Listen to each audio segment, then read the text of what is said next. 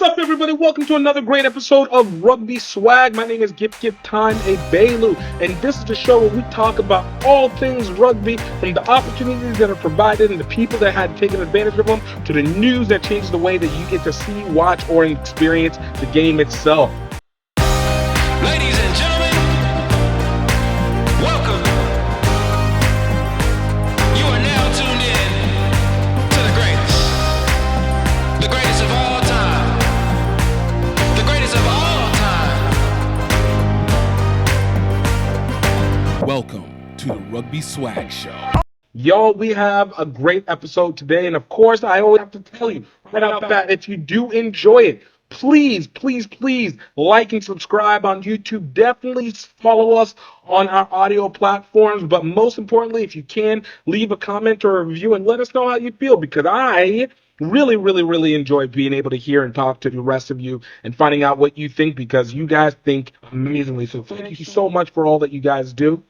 Of course, if you're just listening to it on the audio platform, absolutely check us out at Spotify, Apple Podcast, Amazon Music, iHeartRadio, Google Play, and any major audio platform that you guys listen to will probably be on there. And of course, if you guys are not just doing that, please go ahead and check us out over on our social medias, Rugby Swag Show, on Instagram, at GiftTime Rugby on Facebook, TikTok, and Twitch, and then of course at GiftAbelu, GiftEgbelu on X. And so you guys absolutely join the conversation, enjoy what we put through, and of course want to be able to know that you are just beloved. I like you. You know, today it's a bit of a rainy day, but it is not a rainy day for the conversation that we're about to have with our special guest for today. The man is coming out from Great American Rugby. You guys have probably heard about him, of course. And I'm going to let that intro do more, but we got Lance Cavanaugh on the podcast. He has been absolutely killing it in the media game, and I want to say that this was worth it. Now, you guys are probably looking at the time length. It's okay. It's worth the listen. Definitely to listen to the history and really getting the fullness of what it takes to get from point A to point B when it comes in this rugby game, and the many pathways that we do. So sit back, enjoy. If you got a good long car ride, go hit it. If you got time while you're in the office, go check it out. If you're in class and you're trying to study, definitely go take a listen. You got time. It's going to be worth it. And I absolutely enjoyed this conversation thoroughly. Again, told you, we're going to keep trying to get these convos in, trying to make these things work more and more, and this was one of them. So thank you so much for being able to listen. Thank you so much for taking the time, and of course, I am looking forward to seeing what you guys feel on it. So without further ado, definitely check out our main sponsor, Health Enhanced Foods. Definitely check them out. Absolutely 20% off our product, Rugby Swag. And this is for anybody who is looking to be able to eat their breads better, because I know, especially in rugby, we need to make sure our carbs are up, because that's energy. But more importantly, we want to make sure we're eating the right carbs, because this bleached out meat that they're providing us in our breads is terrible for us and hurts our production. And from a standpoint, from attention, from your focus, you need the best grains and the best products to be able to put into your bread. Health Enhanced Food is there for it. So check this out. We're going to be right back with Lance Cavanaugh.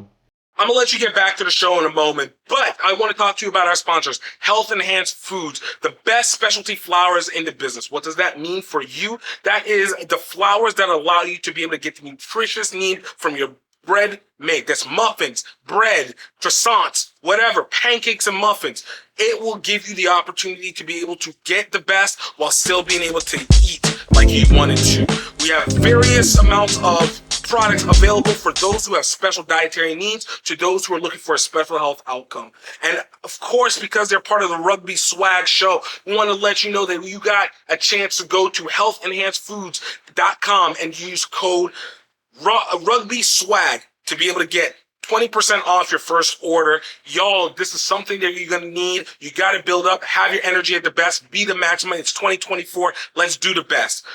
But now I want you guys to get into it. Let's get back to the show. What's up, everybody? Welcome to another great episode of Rugby Swag. Y'all, we got a special guest for you today. This man is a four-time national champion. This man is a rugby league champion. This man has one of the hottest media platforms in rugby today. He is the commentator of not just the black people, not just the Florida people, but my brothers, he is there for the club rugby people, doing it for it. I got Lance Cavanaugh of Great American Rugby. Lance, man, thank you so much for coming on to the show today. I appreciate that introduction. I wasn't expecting. Okay, all right, let's do this. Let's do this. Yeah, I did all of that. No. Let's go. Let's go. Let's go.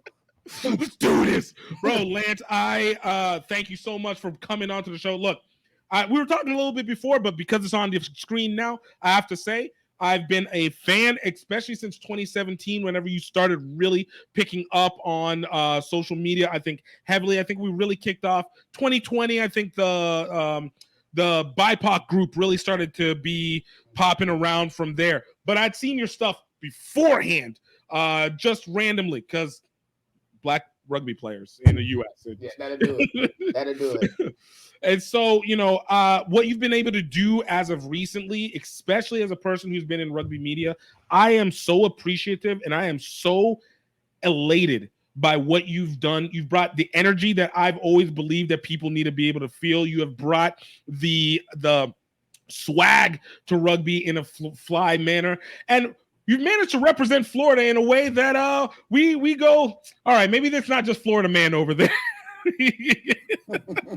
I'm an import, though. I'm an import to Florida. I know. That's what makes it incredible. Yeah. That's what makes it wild. But you know what? That being said, look, like you've been able to create like this realm where I think you've now brought, especially with club rugby, and brought more people who definitely would not have been seen by other media sites now bringing their voice up. And I think that is a huge significant element to creating the story of American rugby. So much kudos, much flowers over to you on all of that, bro.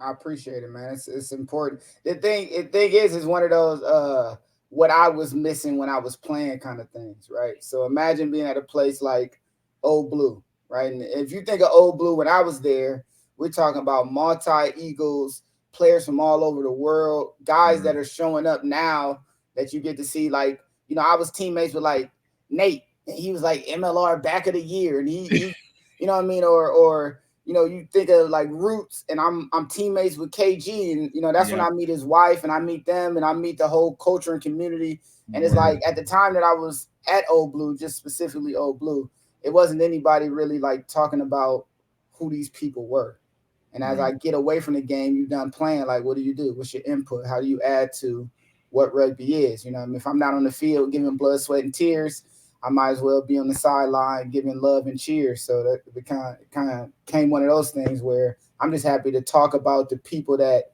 show me love and show the game love, really.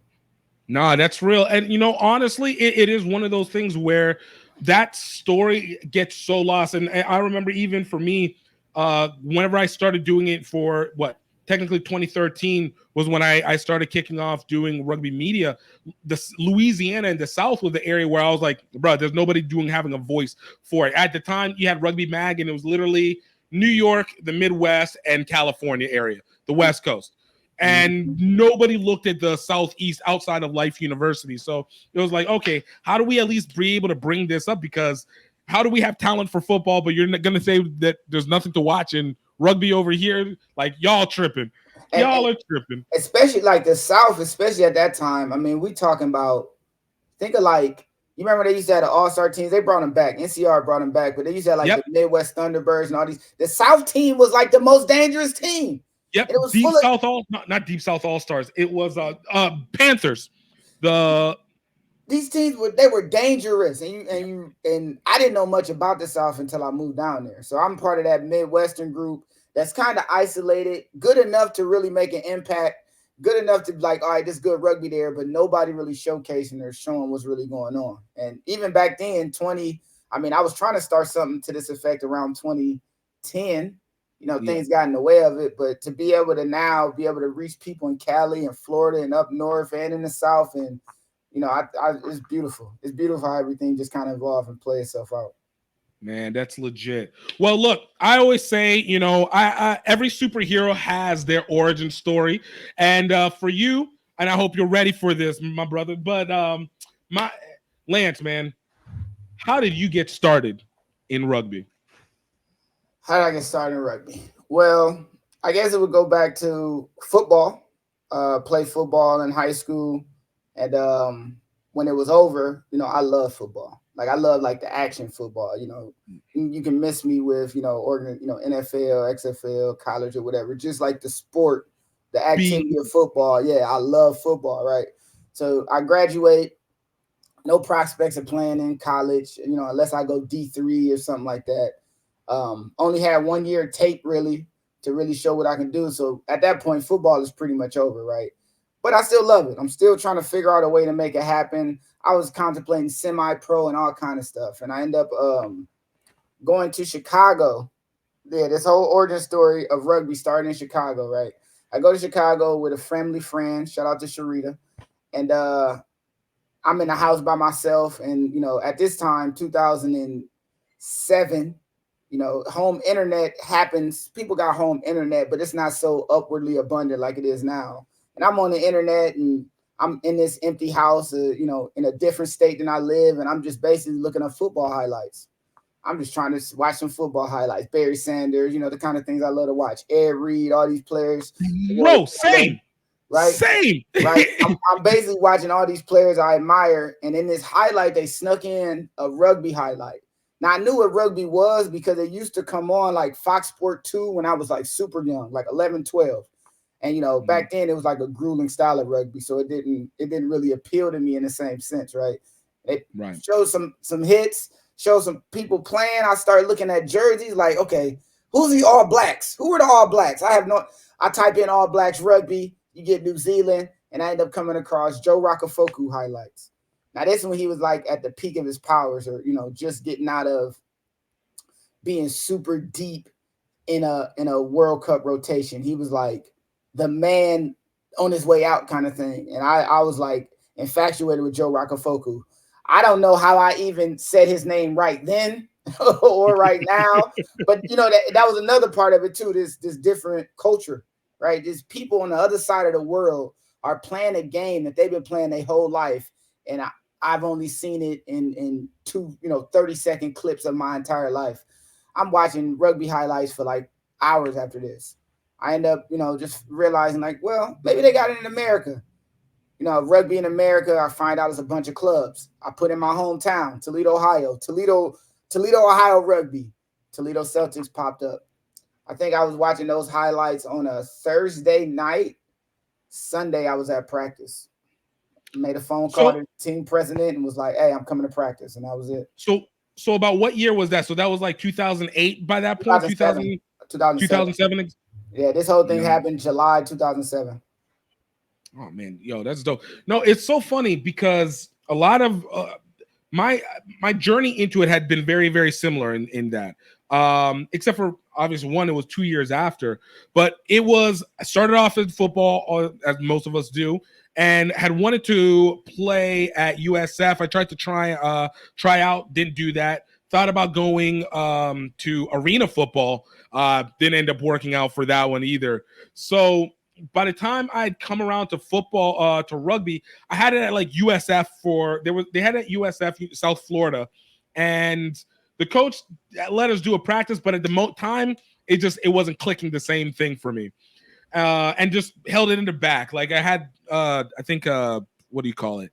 One of my dorm mates had told me about it. So then when I graduated come 09, like it's one of those things where it's like the seeds were planted, but it needed to sprout, and saw it on NBC. And I think I saw it was Rugby Sevens, and it was just like, oh, can juke? Oh, these guys aren't juking. If you just juke, like they'll be able to blast off. Like, why aren't they doing nothing? I was like, I can do this.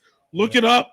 We find it on the city, and for me, it's Baton Rouge. So, like Baton Rouge, I never feel like it has anything, but all of a sudden, oh, they have a rugby team. They got a club.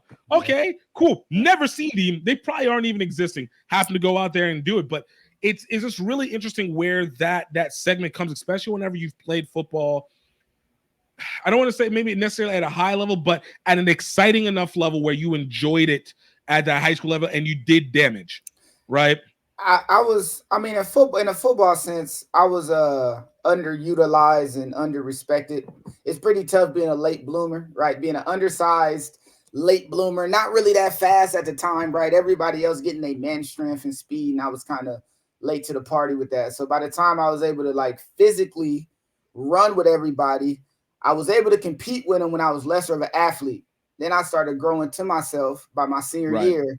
And now I'm one of the players that the team depends on. So I go from holding field goals and long snapping my junior year on kickoff, kick return, punt return, every special teams, but no offense, no defense, not a second, right? No time at all, just all special teams. Yeah. To my senior year being the guy that led the team in all turnover categories, and we had the best defense in the area, right? So that was one of those things where it's like, you know, I bite bigger than people give me respect for. People actually, you know, give me love for. And, you know, when I go back home, people remember I could play, but it was one of those things where like, unless you really seen the development, it wasn't something people took respect to or gasp at. So now that I'm doing this rugby thing, now people are like taking that bit and this, you know, what I've done in my adult life are like, all right, you know, me kind of thing, especially back home. But it was tough sledding as a football guy in Toledo, especially because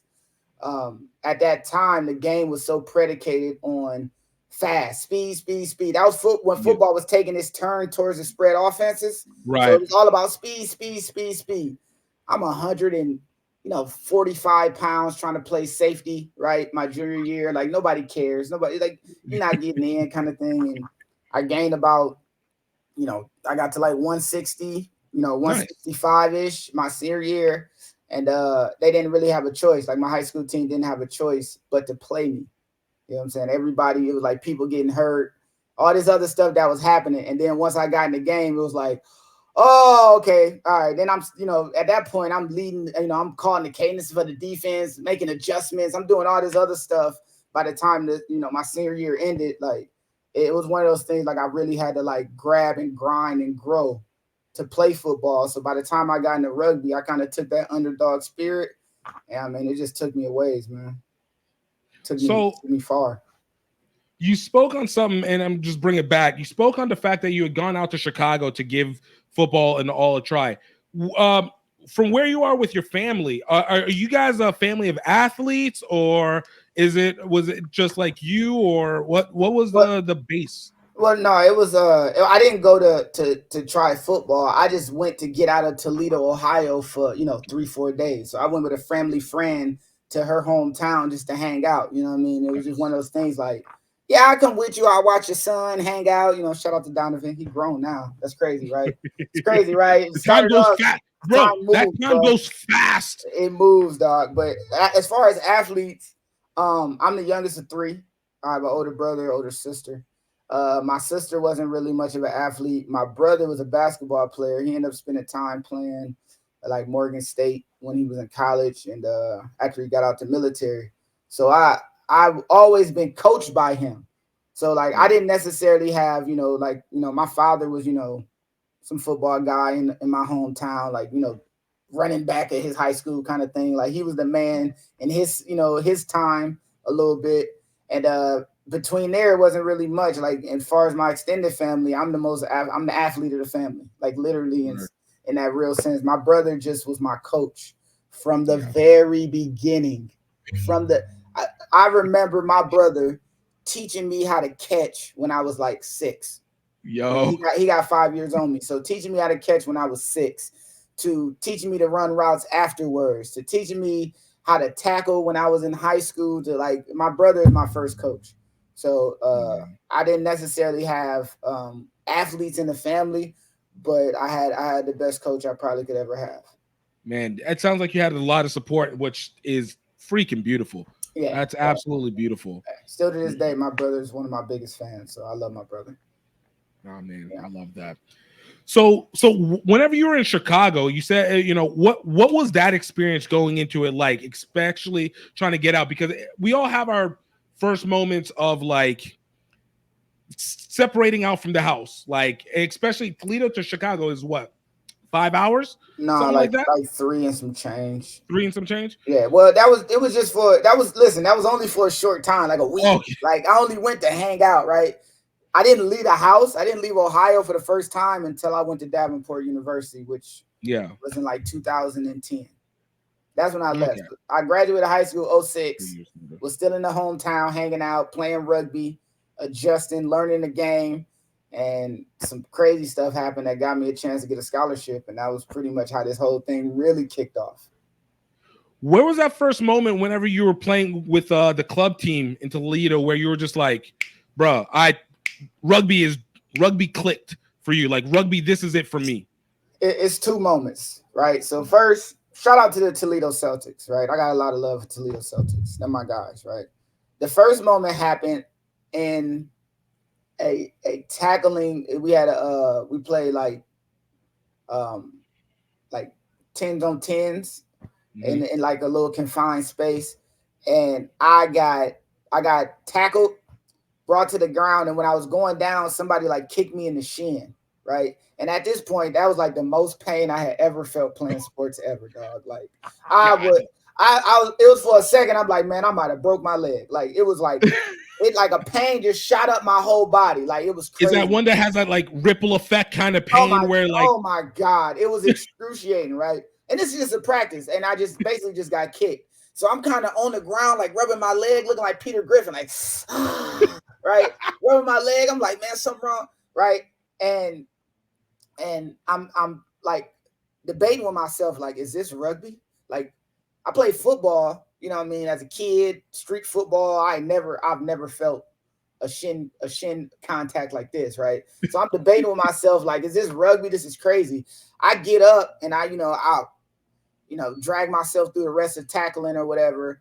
And when it was all said and done and it was over, you know what I'm saying, on my way home, the pain subsided.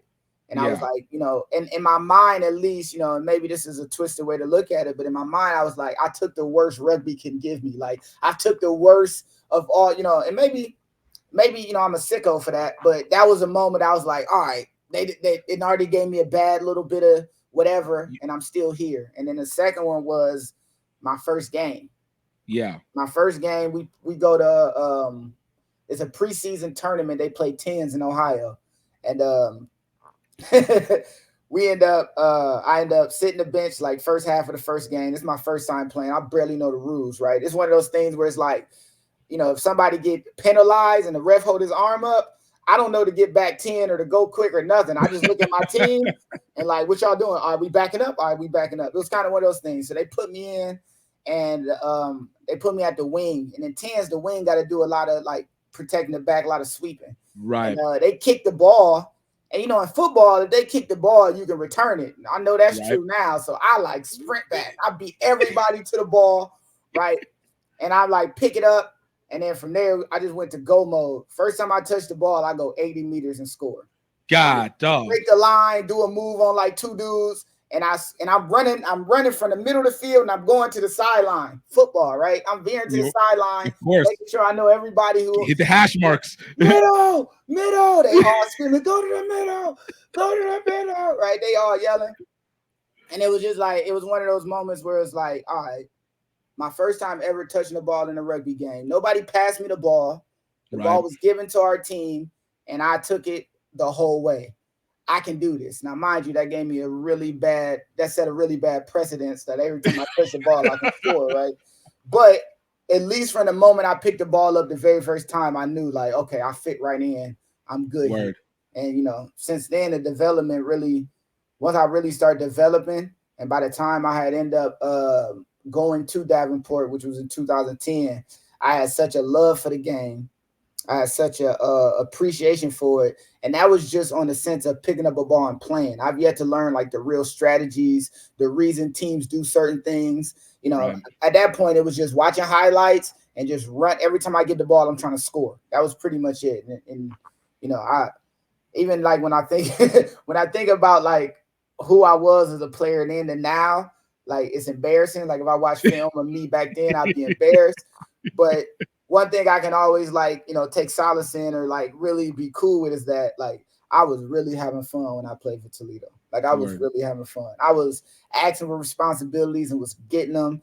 I was, we was making play. They were designing plays and putting things in motion for me. And they like made it so like I can be involved. And then they did something that is the reason why I kind of want to make Great American Rugby bigger is they made it easy for me to play as some kid fresh out of high school. You know what I mean? Right.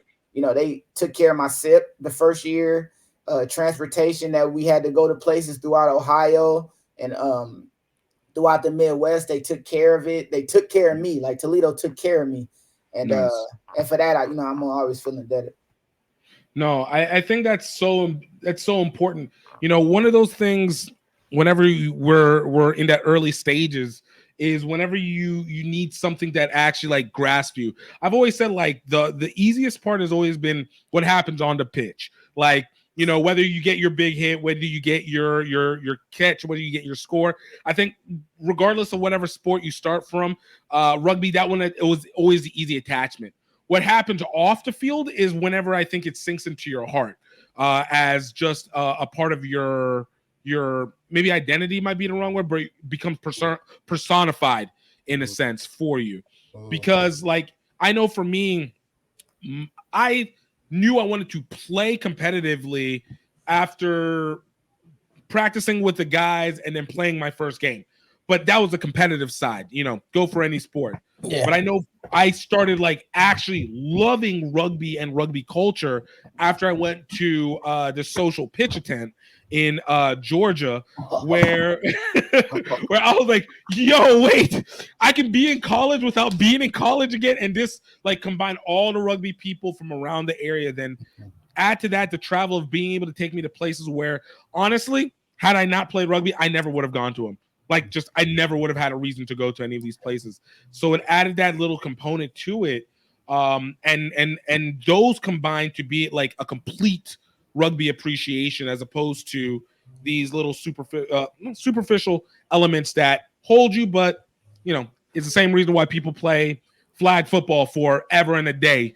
I got to be competitive, but outside of that, I understand that. So as far as like when I first started, the socials weren't necessarily like cool, like great places to be at, right? Because then Right. My teammates see me 3 times a week for 3 months. They know me pretty well. Lance enjoy life, he excitable, happy go lucky. But you get an old boy that see a random black guy, and I'm a black spot in a speck of white. You know what I'm saying? Like you get these old boys that might act goofy. So some of the more social events when I first started weren't necessarily the greatest, or out, not on some stuff where I'm like, back in time, it wasn't nothing crazy like that. It was just like you can see where you're other. You can see where you're other, but the vibe wasn't connecting. The vibe wasn't vibing fully on, right? For a few of them, right? I think a lot of it changed when I started bringing friends to the team. Yeah. A lot of it changed as the team kind of, like the old boy after year 2 can't treat me like some new guy, right? After the first year can't treat me like a new guy, right? And at this point I know who to avoid, who to talk to, who, you know what I'm saying, who, this kind of thing. So the social element of it got really cool for like away tournaments, got really cool for the off-season stuff. But in the beginning, it was just, that was the culture shock. That was the figuring out that rugby is just a tad bit different than other sports. And, you live and you learn. I definitely learned how to navigate in a certain sense, but I don't necessarily come from, I want to make sure I say this right. I don't come from white crowds. Like I grew up in the inner city of a town that's, 80% black inner city. My elementary, junior high, high school were 75+% black people. My high school was like 99.8% black, right? Word. So I'm dealing in a situation where, I'm being landed. This is new all the way. Yeah, it's like a lot of it is just completely brand new, right? It definitely is a wake-up call when you get to learn different cultures, different people, where they come from. And to be honest, that is actually the beauty of rugby. You know what I mean? And one thing you hit on is going to these different places that you never would go. The first tournament that I went to was in a place called Bucyrus. I haven't been there since, right? If I ain't going to that tournament, I'm not going to no Bucyrus, right? Or just these random towns in Ohio. I don't have a reason to go to Dayton, Findlay. I don't have a reason to go to certain parts of Cleveland, but you know, some of my best memories are in Detroit, those areas, in these places that I wouldn't, you know what I mean? So that's another thing about rugby too, is that somebody like, yeah, they'd be like, yeah, I'm from Flint. And you'd be like, yeah, I remember I played them and got a hat trick. Yeah, Flint. You know what I mean? So yeah.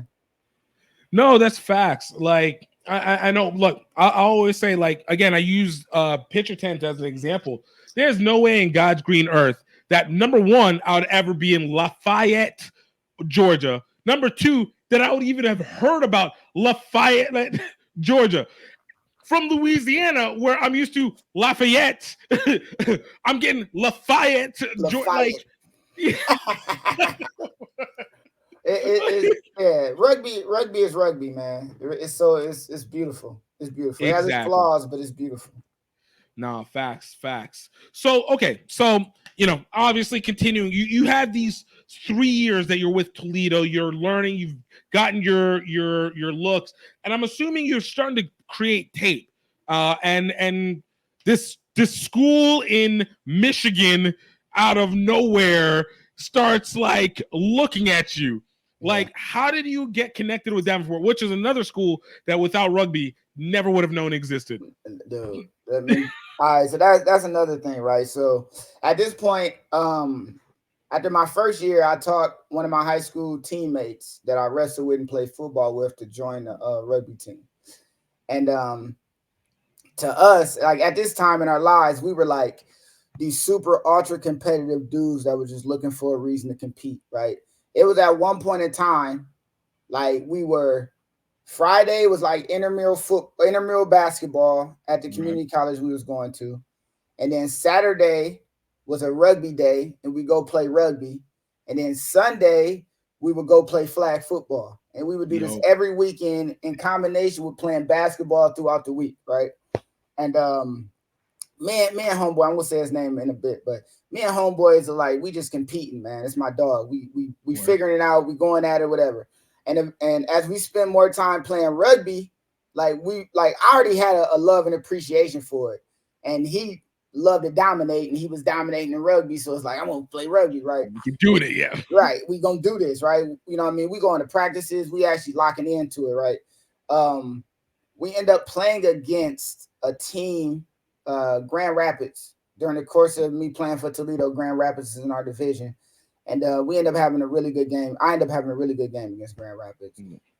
My homeboy was having good games in general, right? He wasn't scoring a bunch, but he was having good games, right? He was making the impact and changing the way that people had to deal with defend and play. They had to deal with him, right? They had to deal with him. So eventually what happened was the head coach or the coach of Toledo was like, look, there's a school in Grand Rapids, Michigan. They just finished their first year. And I know the head coach. They doing this giant recruitment boom. They trying to bring in like 40 student athletes.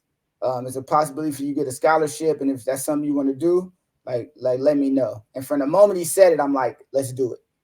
Let's do it. It's like, bet right now, right? Because I was already working to get back into school. I was, if you know anything about Ohio geography, Northwest Ohio is Toledo, and about 30 minutes south is Bowling Green, right? And my clan, my crew would always go to Bowling Green. That was like our little getaway. We wouldn't party in Toledo. Toledo had his own like party scene that we didn't really fit in with, right? Wait, I was about to say, isn't University of Toledo or Toledo University existing right there? Yeah, I mean, I grew up like, less than a 10-minute drive from Toledo University, right? It's not even that, like 6 minutes, right? 4 with no traffic. It's like it ain't even that far away, right? And we didn't really mix in. One thing about Toledo, and I don't know if you know one thing about Toledo in general, the Toledo University didn't necessarily recruit players inside of Toledo. So Toledo, it's one of those things where they like, we've learned from recruiting people from inside of the city. They too mixed in with their life beforehand. It interferes with what we want from college, our student athletes, right? It was definitely back then, it was more about controlling student athletes in general. So they didn't necessarily recruit inside the city. So it wasn't like we had a homeboy that was playing on the football team, or we had a reason to really be around the college environment in Toledo. Right. Let's just go ahead and go 20 minutes south. Nobody, like, it ain't nobody knows us because we had more people that went to BG out of high school than not. So we going to see our homeboy, you know, the DN, and, you know, I played with in football my senior year, go to BG, or, you know, classmates, right? So we kicking it in BG, and I'm like, all right, well, BG got a rugby team. Toledo can't beat them. They beating us all the time. I'm like, I'm going to try to play for BG. Try to talk to the coach. He don't want nothing to do with it, right? My homeboy tried to talk to the coach. He don't want nothing to do with it. So we was already kind of trying to get back into school and trying to, you know, do the college thing. And it got to a point where it's like, there's really no opportunities. And immediately once they told us about this, we absolutely jumped on it. 110%.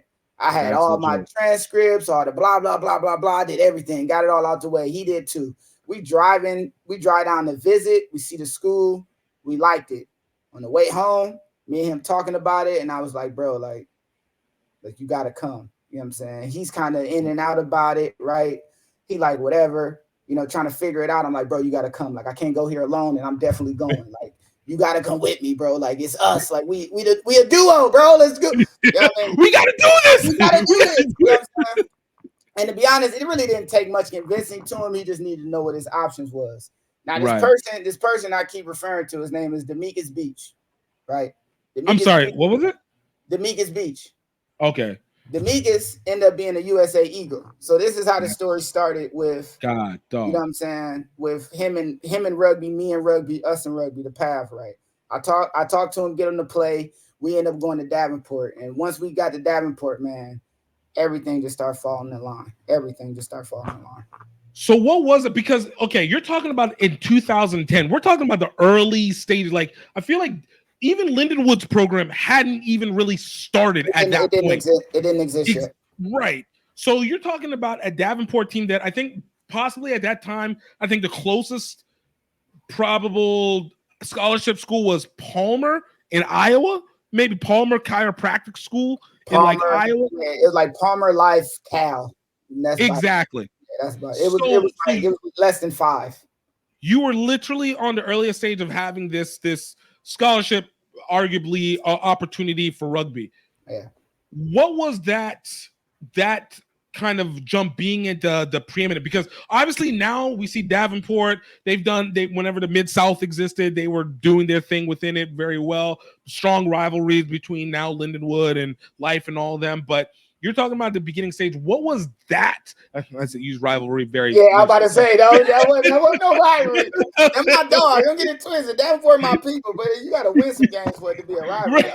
I think you only. I watched a couple of those games. Yeah, I kind of. They only be live one time in like 9 years or something. That ain't a rivalry. That's us trying. We was trying hard. We were attempting, but so this is the thing about scholarships, right? And this is the dark side of it. Yeah. It's not covering a lot. Right. It's not covering much of anything, right? At that time, I end up getting a scholarship that probably covered like for the year, maybe 10% total. Oh wow. 15% total, right? It helped, but it ain't moved a needle into that effect. At that point, I came in with an academic scholarship because I like tested out so well. I ended up being a mascot at Davenport. Like I was doing whatever I can to cut corners and make it work, girl. But it wasn't a scholarship in the sense that we think like college football, like tuition, books, room and board, done. It was more like, all right, so I got to play for classes, but my room and board for the year is taken care of. I ain't got to worry about where I'm gonna live, right? My loans can be for this and not that kind of thing. Like, right. You're not paying for your living arrangements, or you ain't paying for your living arrangements and books, but it is what it is. It wasn't too crazy, but it still was on the cutting edge floor. You were like right at the beginning. I was right at the beginning of it. Right. So the thing about it is when you're going into a place where you're on scholarship, you fall under a set of rules and operations, even though you're not really taken care of as somebody on scholarship. Yeah. So it was there were good times and there were bad times. There were, like for example, like the first week we was there, and this is like funny. This like show you like, always listen to your parents. So we drive down to Davenport and we there a week before school start. So there's a whole week we there with all we got is our crib. Like all we got is the place we sleep. Ain't no food. The mess hall ain't open. None of the buildings really open like that. Like it's just wake up, go to practice, they feed you. You go back home at night, it ain't nothing. So like from like 5:30, you know what I'm saying, until we wake up again, like we on our own, bro. Me and this dude, Meekus, man, went through some of the toughest. My mom sent us down with like a 10-pack of like Angus burgers. God, right? Yo, they must have been greasy as a mug, though. No, listen. I ain't tasted burgers that good since, bro. Let me tell you, bro. These things, I don't even know if they really was delicious, but when I say these things came in a clutch, like it was so many of these little moments where it's like you be in the middle of it, like, man, shoot, like, is this right? Like, could it be like this? Like, you just kind of debating. Like, we going to practice, and mind you, this is a new environment, right? Right. So at this point, I've never been into anything high performance in a general sense, right? I've been to a football camp or two, you know what I mean? But in this case, it's like we 2-a-days, we running, we hitting, you know what I'm saying? And you're new to an environment with a team that, are ultra successful. They had a year before I got there. And a year before I got there was them beating up on all the D2, D3 teams in the area and then going to play like better teams, better schools, and losing to them. They lost to Bowling Green. They lost to Miami of Ohio. But they're beating up on these like small schools that don't mean anything. And that was like one of the reasons why they made this big push. It was like, in order for us to get over the top, we got to start bringing in players. Right. You know what I mean? And me and Demetrius is in this dorm room, like starving at times. Like, bro, it's 6 hours until it's 9 o'clock. We ain't got nothing to do. We ain't got no bread. I had a car, but it don't, like, where I'm going to drive. Like, I don't know nothing. We in Grand Rapids. I ain't never been there. Like, I don't know nothing about this place. And we just like figuring it out. But once the season started and once we really got settled in, it was like, okay, we can make something. We can get this popping. We can make it shake if we wanted to. And then from then on, man, it was on, man. That Davenport team was something different. Yo, what was that jump then? Because look, obviously going from Toledo, you're doing 2 days a week, probably Tuesday, Thursdays, practicing for 3 years. Saturday, you guys play, yada, yada. And of course, you already had your competitive edge, but that jump to now a focused sport, you're doing daily workouts, you're having to do actual full drills. I know you and Meekus were incredibly competitive, already playing buku sports throughout the weekend. But like, what was that realization in terms of like your personal growth? What was that realization on how you adjusted? I didn't adjust well, to be honest. I didn't adjust well. A part of me was like, I love the fact that it was like I had something to do. I had tasks to do. I had places to be, things to do, people to see, you know what I'm saying, to get it popping. But I didn't adjust to it well because in a sense, it felt like it was too much. It felt like it was too much. Now, I'm going to grind through it. I'm going to make it work. We're going to get through it. But I realized, especially when the first season was over, I did, like, when the summer happened, the smart thing is to go play sevens. You know what I mean? I had opportunity to go play sevens at a couple teams. I was like, man, I'm going home. Like, I had enough of Monday, Tuesday, Wednesday, Thursday, Friday walkthrough. We on a bus. Back Saturday, I can chill Sunday. Back to Monday, Tuesday, Wednesday. Even in the off season, it was just a lot. It was just a lot. And because it was my first time leaving the crib, I was so homesick.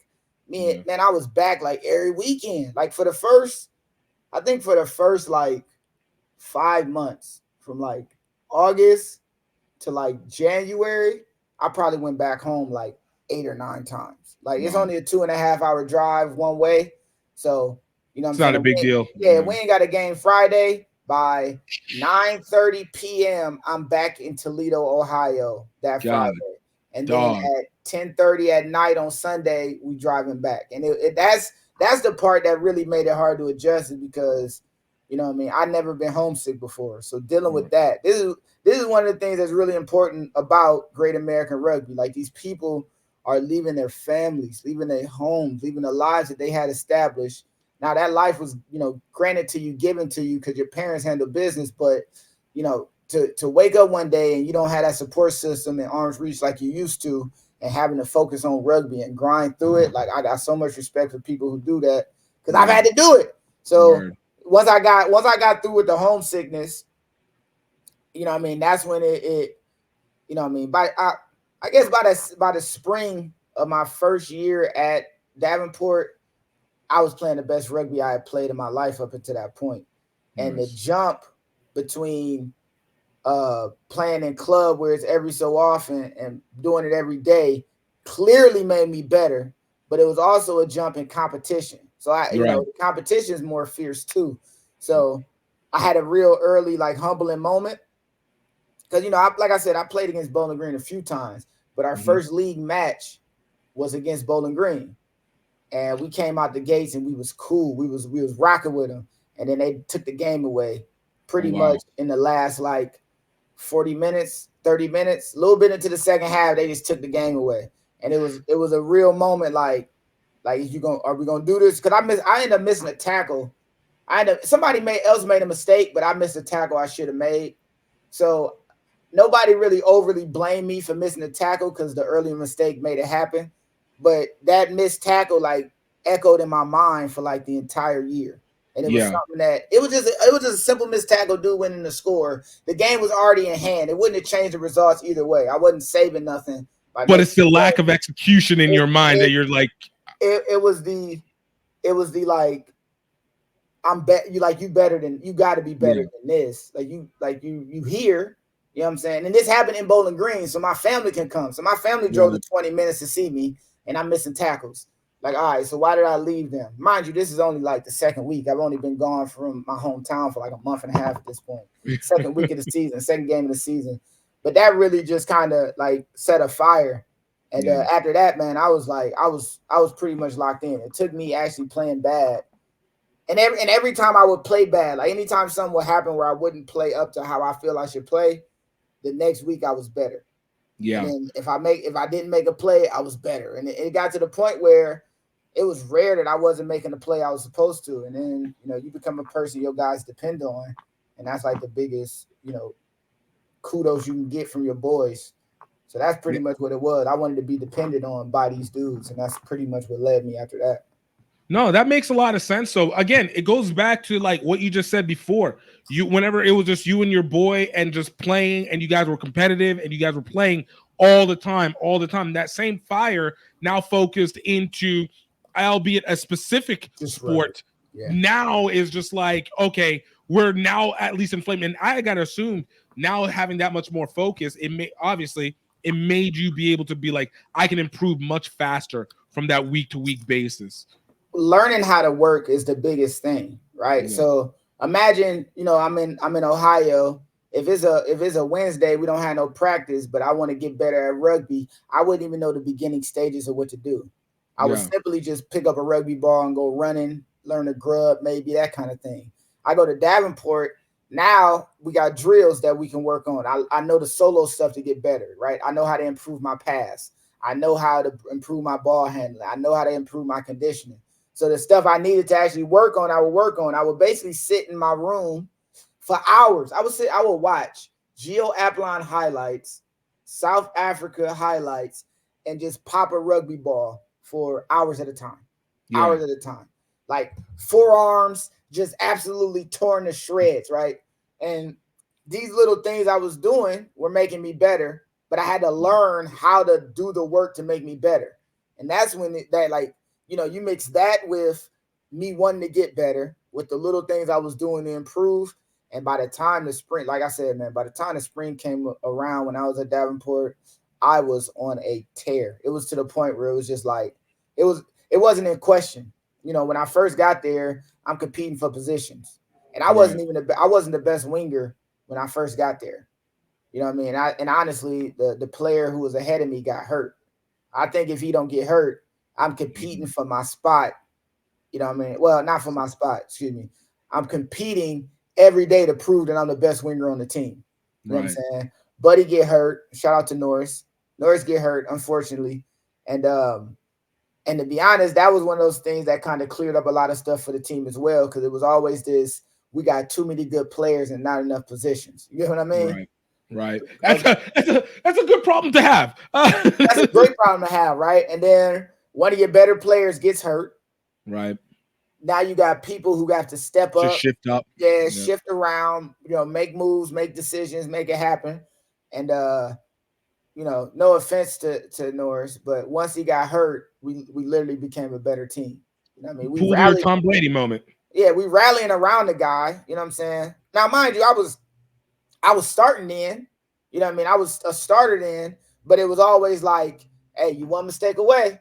Hey, you won, you know what I mean? Like, you better be locked in this game. You know what I mean? And Buddy got hurt against Notre Dame. I remember this like it was yesterday, because it was the first time I ever see somebody break their leg, like actually see it. Oh wow! And, wait, so was it like actually like you saw the snap, or was it like just like it's one of those where it's like you see them get hit and then you see the hang? No. He just got in. He was a substitute. It was like the 60th minute. The ball gets to him and he takes a beeline right for a guy. Like, he ain't trying to run left or right. He running right at him. The guy punked up and tried to stop, and in the conditions he slipped and his cleats came up and Norris just ran into it. His leg ran into it, and you just see him fall over. And I seen his leg do the just flop. Yeah, and it was like, dude, I stopped. I couldn't play no more. Like, I couldn't play. Yeah, until this is fixed, I couldn't play. So like the game kind of went on a little bit, and I'm just next to him, like, bro, like you like I got, like, relax, breathe, bro, I got you. I'm in the middle of the game and I helped carry him off the field. Like, I wasn't leaving homie's side until it was like taken care of type stuff. Right. And like that was another thing, because at no point did the real dangers of rugby come into play. Man, I'm playing this game like a kid. Like, I'm crashing in between props. I'm doing like reckless in mind. You know what I mean? Because that's the way you got to play. You can't think about getting hurt. But like, that was the first time I ever seen like, oh, it can really get dangerous. And it got dangerous because he was intimidating. The guy was scared and slipped, and that happened. It wasn't because our guy was the one being soft necessarily. It was because the other guy froze up. And that was like a real wake-up call. I think from then, that's when it became a lot more permanent, like the focus changed from primal. It became a lot more like, all right, this can affect your quality of life. Like, button up. Like, you know what I mean? Like, you can have fun, keep having fun, but the consequences can get real. I don't think he's played rugby since. Oh wow. Yeah. Oh wow. So this 2011, spring of 2011. And I don't think he's played rugby since. And he was a phenomenal player, one of the best on our team. So one thing you mentioned kind of in the past, and I wanted to ask this. Obviously, you talked about all the obstacles you dealt with those early months. What was it that prevented you from being like, F it, I'm gonna go back? Because you're already going back to Toledo. You have your boy playing, but all this is going on. What was it that who was it that kept you being like, yo, I'm not gonna jump out of this? Like, it wasn't like I was playing till I was done. There wasn't no other option. There was no the idea of quitting or not being a part of it was not an option at any point in my mind when I was at Davenport. Ever, not even a little bit. The only thing I was worried about was, mind you, this 2010 when I go to Davenport. So I graduated in 2006, and this is when the eligibility rules that we live under now were actually solidified. Davenport University was part of the reason why me, Demetrius, and a few other guys are the reason why the eligibility rules for college rugby are what they are today. I'm not even like, I want to sound arrogant when I say it, like, you know what I'm saying, the Lance Cavanaugh rule, but it really was to that level, right? Because it was this argument of like these BYU guys who were coming back from mission and being like 25 and playing, and it was this whole thing, right?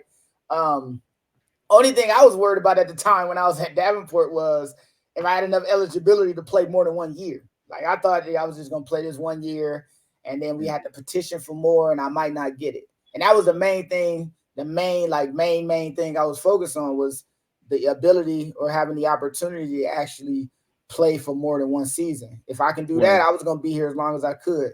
And after the first year, we were granted a second year. And it was like, from the beginning of the second year, they was like, this it, fam. Like, once y'all done with this year, y'all out of there. So you know, that became the thing. But it was never a moment where I was like, oh, I'm going to go back to Ohio. To what?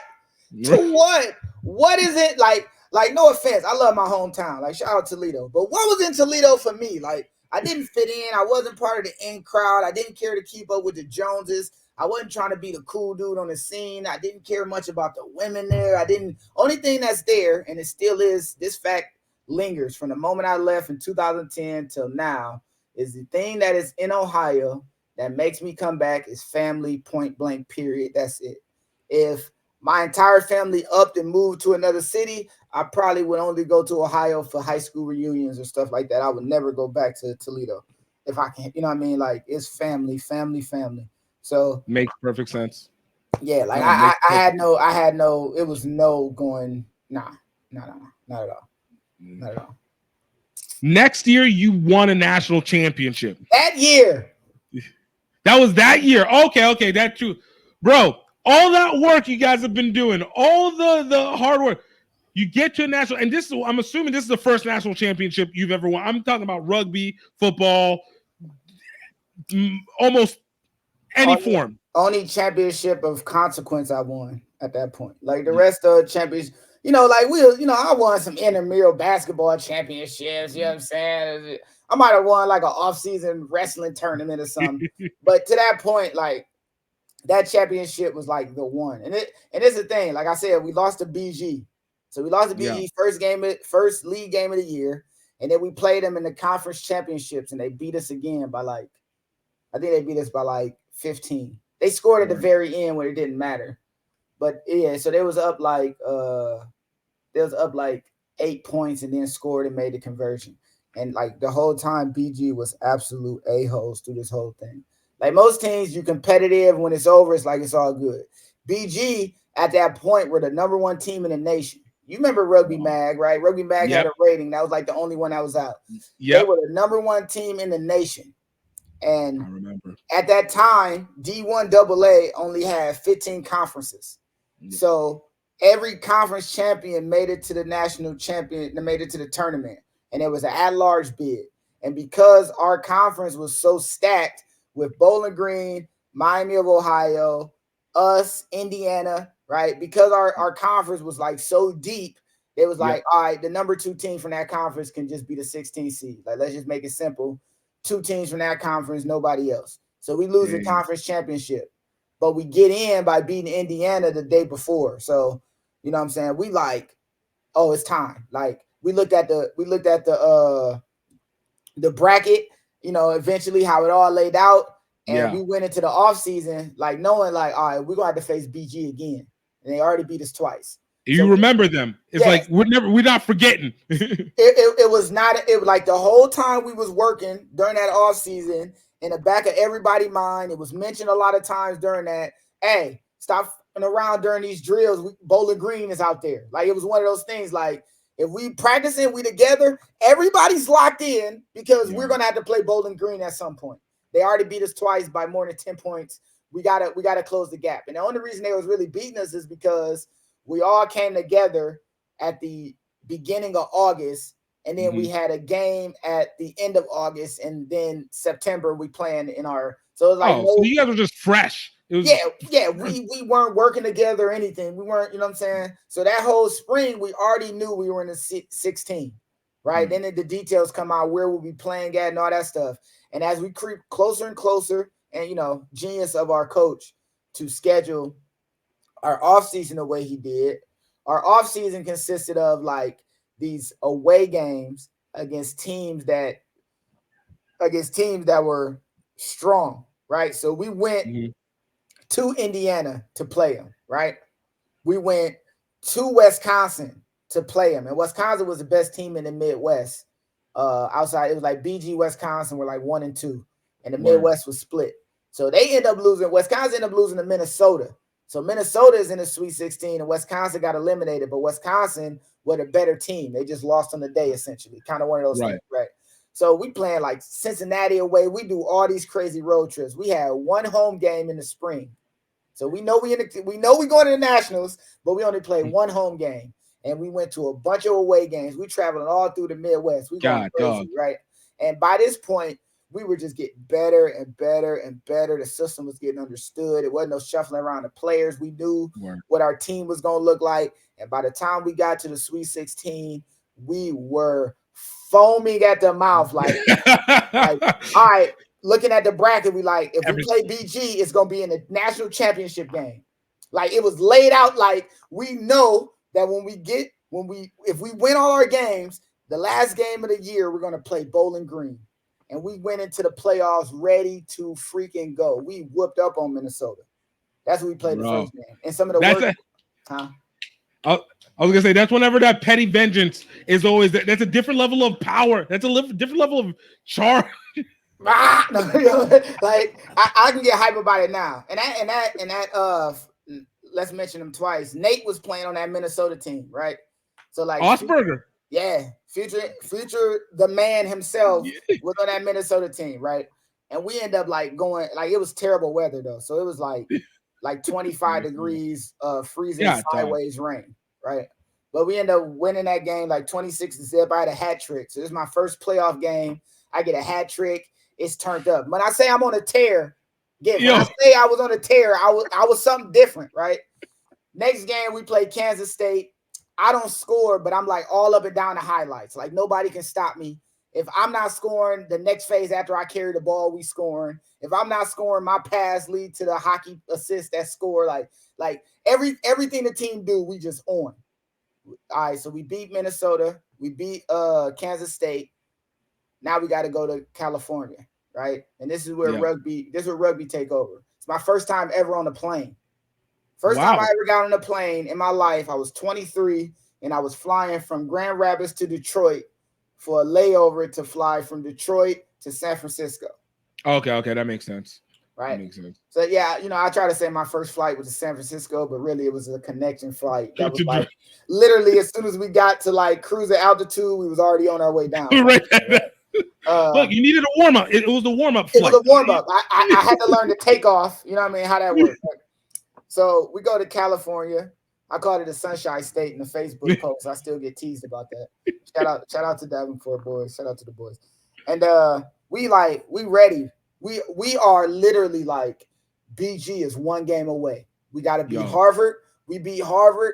We gonna beat the Met. Like, we are like, I can't wait to see these. I still hate BG. Like, and I'm grown now. Like, I still hate BG, right?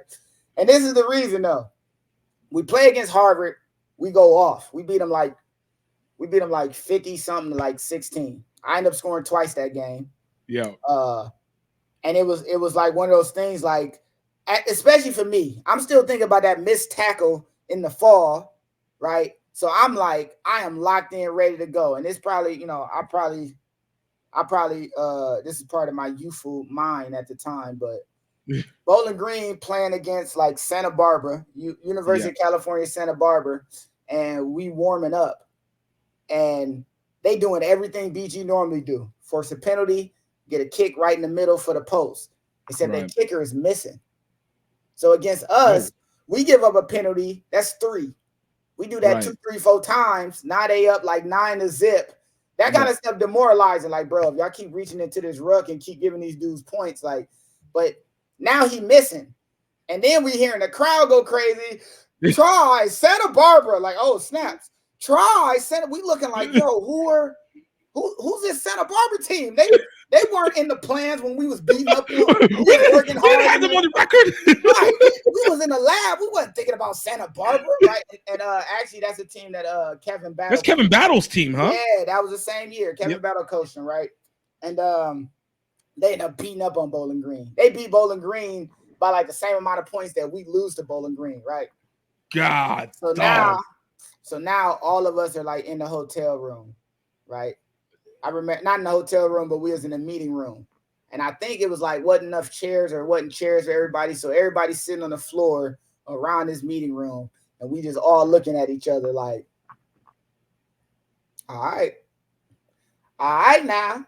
All right. Like, we asked for Bowling Green, and we got something worse. we got something we ain't never seen before, yo. Like you know what I'm saying? Like, hey.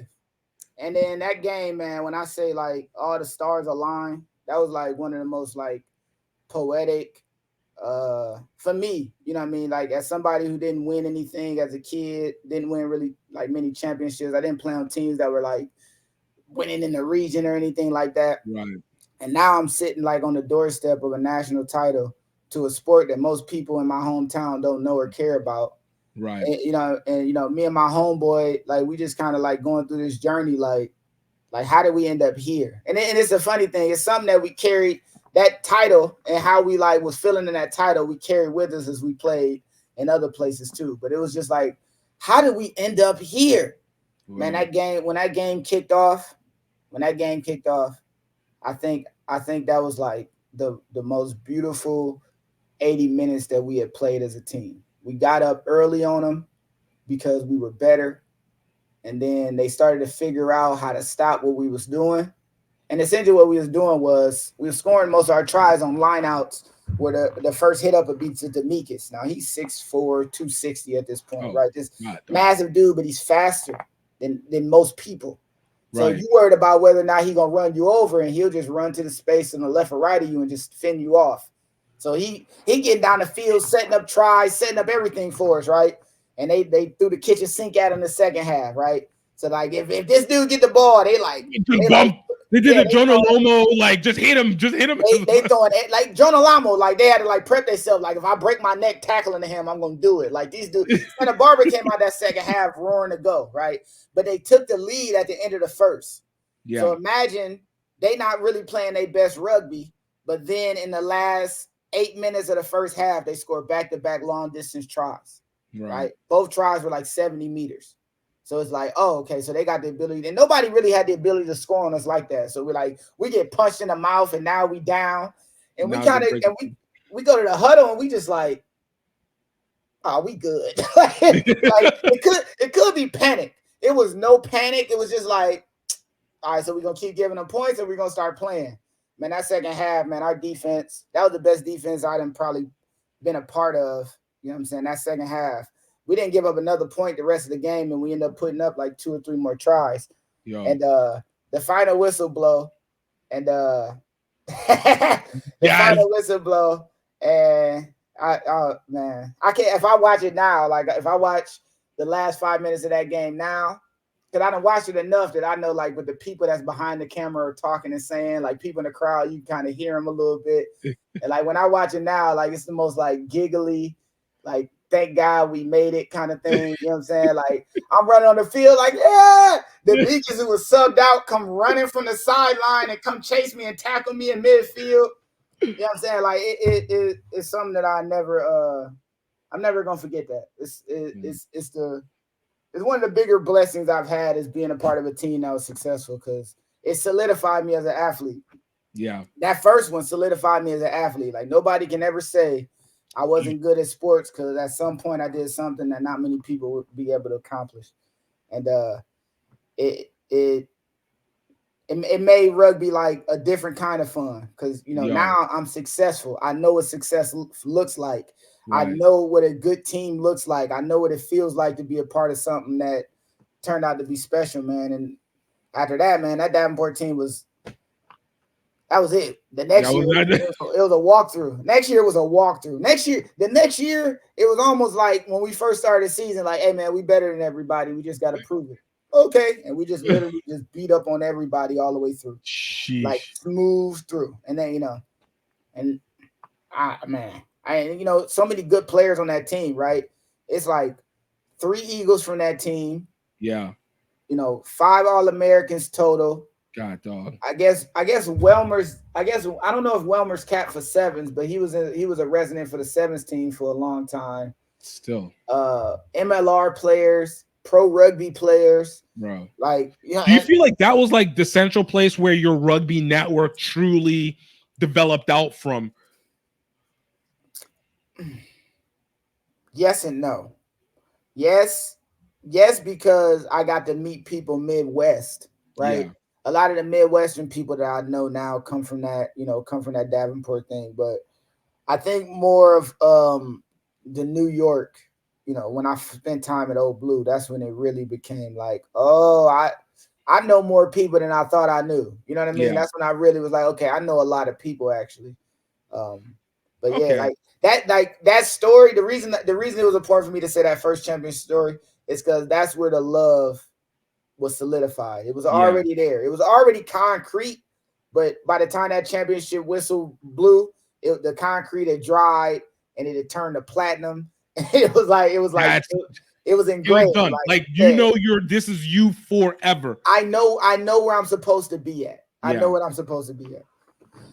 So let me jump this a little bit. I know we're taking time, but let me know if you run out. But Hey, bro, I'm here to tell you. We can go through the whole thing. Let's go. Let's go. All right, bet. So okay, I kind of want to jump actually to New York. What were you in Florida? You were in Florida after New York, correct? Yes. Okay, let's jump to New York. You gonna skip life?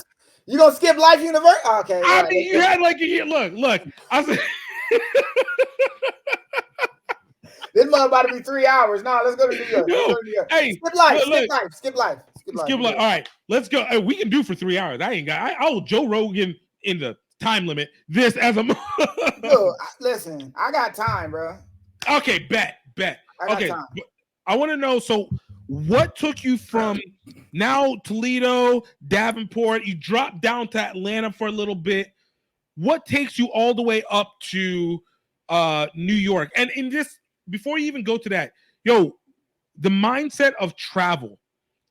Let me go on that. The mindset of traveling to all these places. I know Chicago was like a moment, but I feel like for some reason that unlocked something for you and allowed the Grand Rapids to kick in, and now Atlanta, and then Florida. What was it that was in you where you were just like, I need to go, like I need to pick up and I need to go to another place?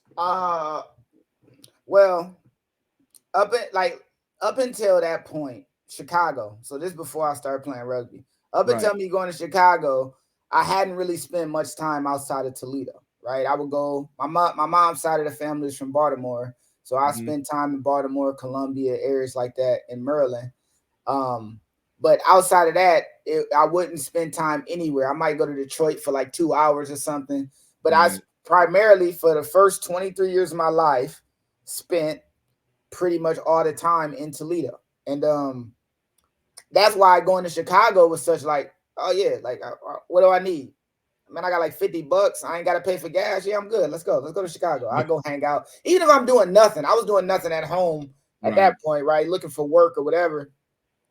And I think once I got to Grand Rapids, especially once I stopped playing rugby for Davenport, I spent another year in Grand Rapids, and I had to work. And I had to, be self-reliant. I had to meet people. I had to navigate the world a little bit. I learned so much about myself, not being so attached to the family part, not being so attached to my home, or even having, being at Davenport and playing for them. That's still a net where I can fall back on. You know what I'm saying? I know I got a dorm to stay at. I know where I'm going to be Tuesday at 4:30. I know where I'm going, and then I had to be more, I had to, chart my own course. And once I did that in Grand Rapids, it basically became like, I know I can live anywhere. Like I had the capacity to meet people, at worst, at absolute worst, I'll be able to find a job. I'll be able to find a place to stay. At the time I had Tori, which is my red Ford Taurus. Shout out to Tori, rest in peace. Let's go. So I was confident, like anywhere that an opportunity popped up, I would go. Now at this time, because you know what I'm saying, the reason that I tell everybody the story of Demetrius is because that's how all the other stuff came about. I got to Life University because Demetrius went to Life and was like, "Oh, Lance, bro, you better than half the dudes here. You need to come." Like, I'm chilling, dude. You need to come down here. So I end up taking a road trip from Grand Rapids to Miami, but on the way I stopped in Atlanta at the coaches. At that time, it was Dan Payne that was head coach there. Yes, director of rugby, right? Sat down with him. Demetrius said a lot about you, blah, blah, blah. Skip. one of my coaches from Davenport actually vouched for me because in rugby, in order for you to do anything in advance, somebody has to vouch for you. Right. I mean, so somebody vouched for me, and I went to Florida, and on my way back up, so I'm figured some stuff out, met with him on my way back, and then I ended up setting up to come to life because. I was going to say, that means you had 1 year of eligibility remaining off of that 7-year eligibility term? No. Okay. I was completely done with college eligibility. So I only got 2 years at Davenport. Both years we won national championships. Second year was a walkthrough. The only competition we had was like Dartmouth. And that's when they had like Madison Hughes and Nate Barkley and like all them, like Owen and all these dudes, right? Right. Gavin was the coach there doing you know what I'm saying? So like that's 2012. I spent the fall of 2012 and 2013 in Grand Rapids, or the spring of 2013 in Grand Rapids. Demetrius was saying in the fall, like, yo, come sleep on my couch. Just come up to life and just be up here. Come sleep on my couch. I'm like, dog, I got a job, I can't, do this. He's like, all right. So I ended up going later. And when I got there, when I got to life, it was the same thing again as when I was in Grand Rapids. Right. I got all the stuff I need.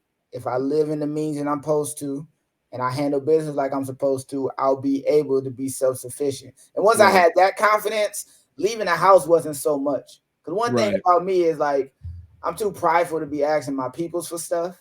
You know what I'm saying? So I ain't want to ask my mom for no money. Like, she got her own thing. I ain't about to ask my pops. My pops could spare it. Yeah, but nah, fam. Like, I don't want it. So once I realized I can stand on my own too, that's when it was like, all right, let's make it happen. And I went down to life and was couch surfing for the first 4 months. You know what I mean? It wasn't even solidified. It was like, bro, like, you gonna be here anyway. We'll get you a room at some point, but just make it work. That's how they was. You know what I'm saying? Tui was the head coach of the men's club. So I didn't play college no more. This is all men's club, right? Right. Okay. So with the Life University men's D1, D2 D club side. D1. So they weren't D2 then. This one, the men's team, the Life men's team was at like the height of its superpowers, right? So you played with Phil Thiel during that time, right? I'm gonna give you a Phil Thiel story, right? So we playing against, I think it's like the undergrads. We playing a scrimmage, and this was like one of my early, super early moments. Like, this is probably like a week into practicing with the men's team, right? My first like month or so there, I was practicing with the undergrad. Okay.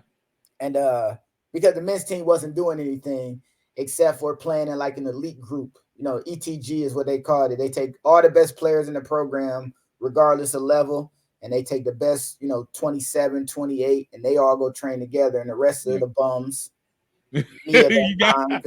I'm with them, right? And finally the season end or whatever, and I squeaked my way into getting some playing time for the ETG squad because I'm like, my cheat code is I'm a really good practice player. Like, that is like my superpower, right? If you give me the same setup 10 times in a row, you're gonna kill it. I'm gonna figure it out, and then it's a dub. Like, now I'm just gonna keep winning the drill. Like, you can't not play me if I win every drill we do because of repetition, right? So listen to that, people. Any future rugby players, remember that. If you can win the practice, you're gonna get in the game. There's a strong.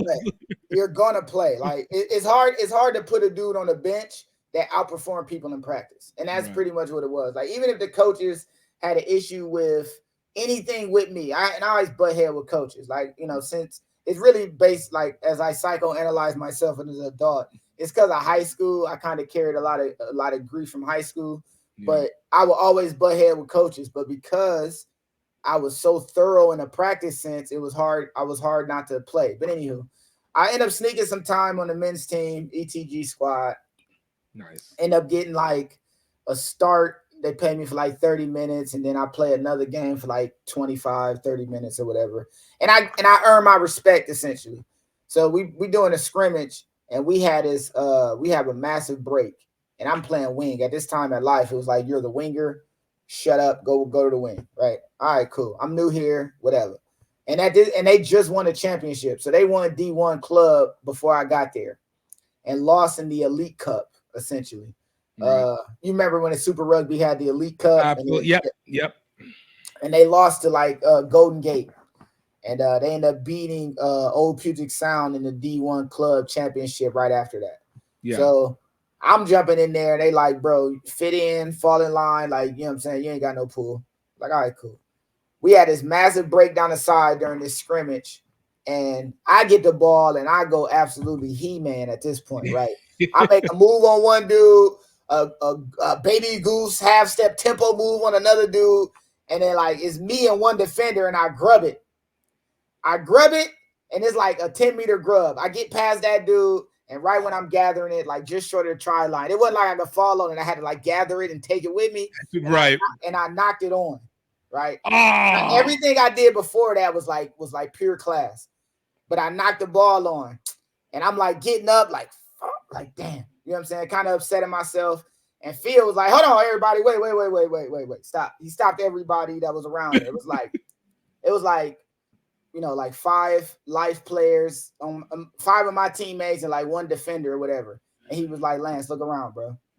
Like you ain't got to score every time. No, you know what I'm saying? You ain't got to score every time. Essentially, I was in the mode like when I played at Davenport and other places, especially like club and on my way up. Every time I touch the ball, we trying to score this hoe. Like I'm trying to take this thing to the brim every time. And he basically was like, Lance, man, you ain't got to do that no more. Like you ain't. It don't even take all that. And like the way he did it was just so smooth. It wasn't even like embarrassing. It was just like a matter of fact, like, bro, here go the facts. It's 5 of us. If you get tackled, we ruck out and we score the next phase anyway. It's 1 defender. You did exactly like you did your job. You don't have to do the extra stuff. You don't have to do too much, right?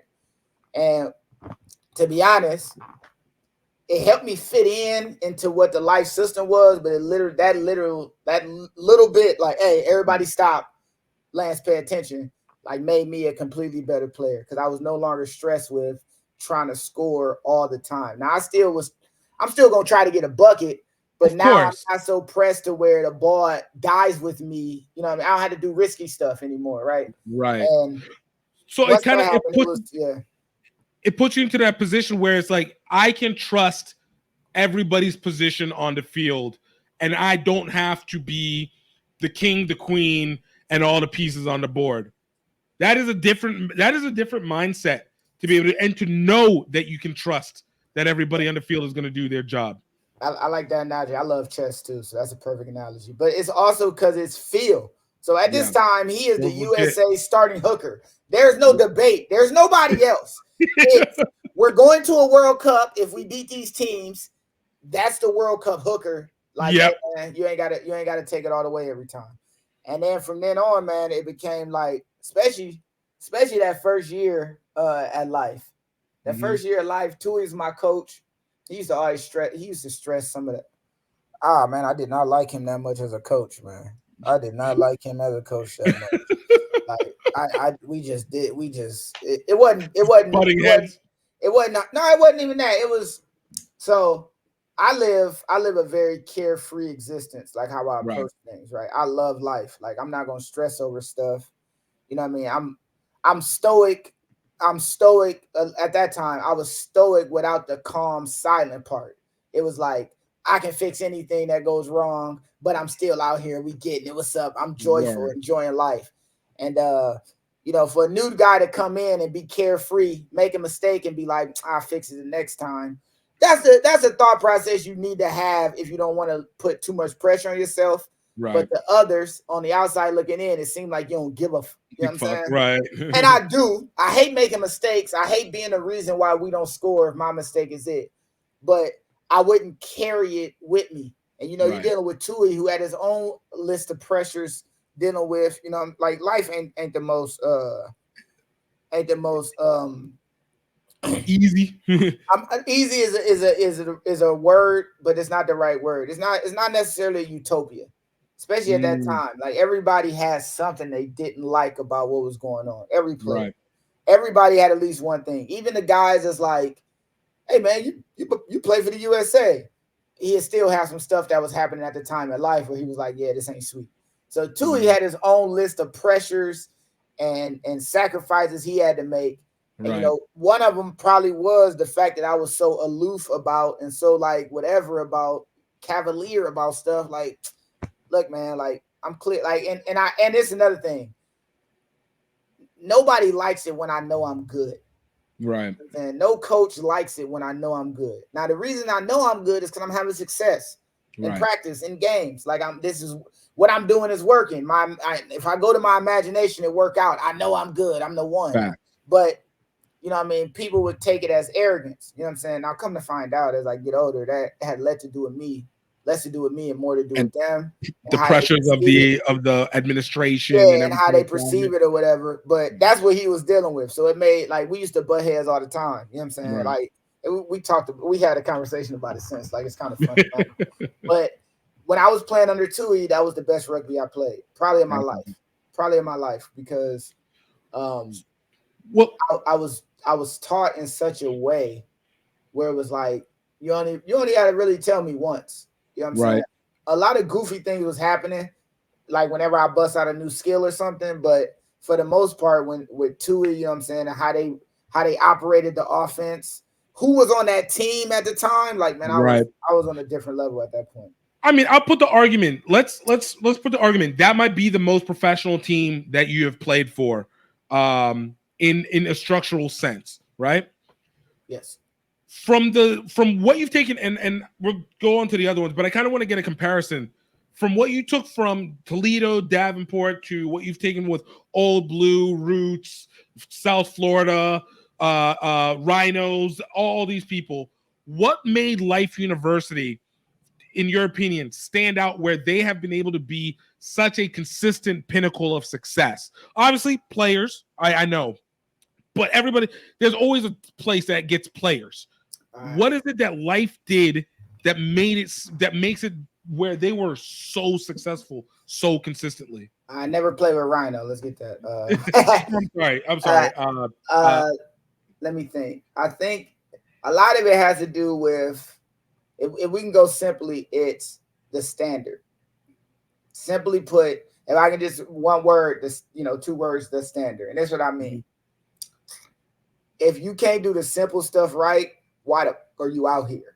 And that's not necessarily the case with all the teams I played on, right? Most of the teams I played on had people, at least on some point or another, that were at the beginning stage of rugby, right? Right. At Life, that really wasn't necessarily the case. It was some people that were in their beginning stages, but the ones that were at the beginning stages were D1 athlete caliber, learning how to play rugby. And you know what I'm saying? Them the guys that are like just starting out rugby that happen to be around Life at that time. So in order for you to even be there, you had to have a certain level of intelligence, and you had to be able to do the most basic stuff right. And and the players held you to a standard. Not just the coaches, not just the players held you to a standard. And not just your club men's team players, but even the undergrad.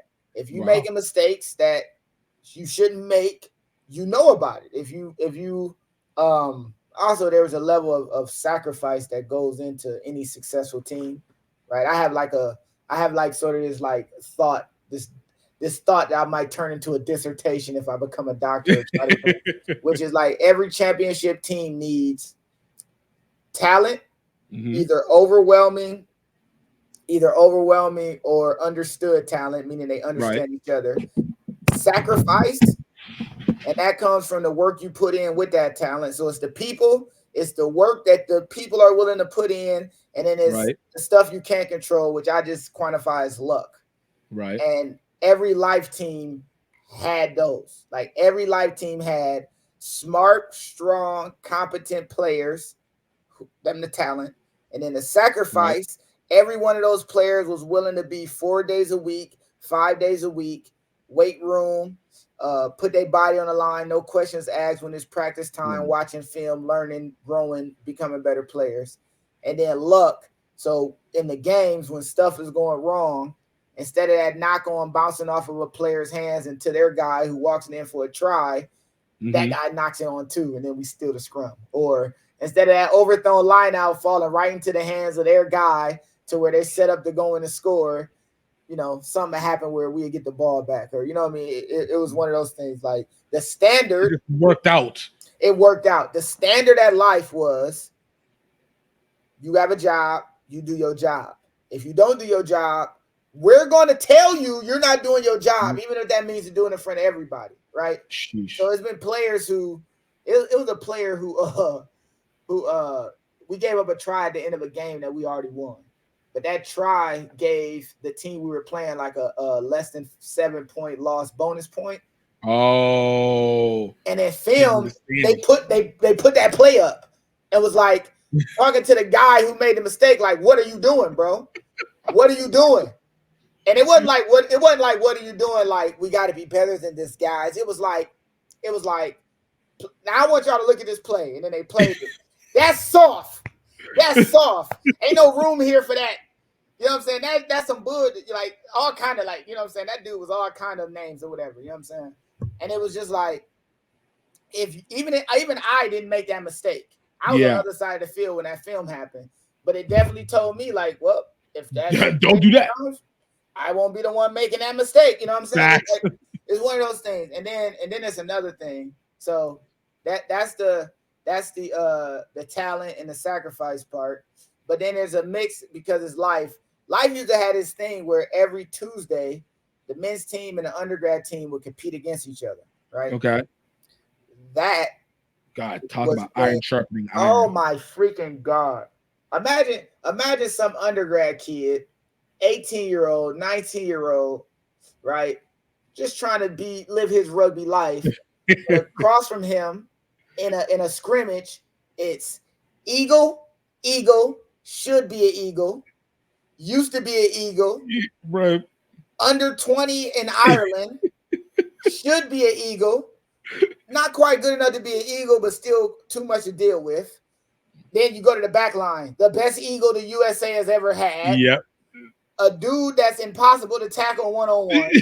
And then you get on, and then on the far side, it's Lance. Like, you know what I mean? That's me. And that's who some undergrad kid got to compete against, right? So you would get these situations where you're dealing with some undergrad 20-year-old who every week is going against the best team he's going to go against.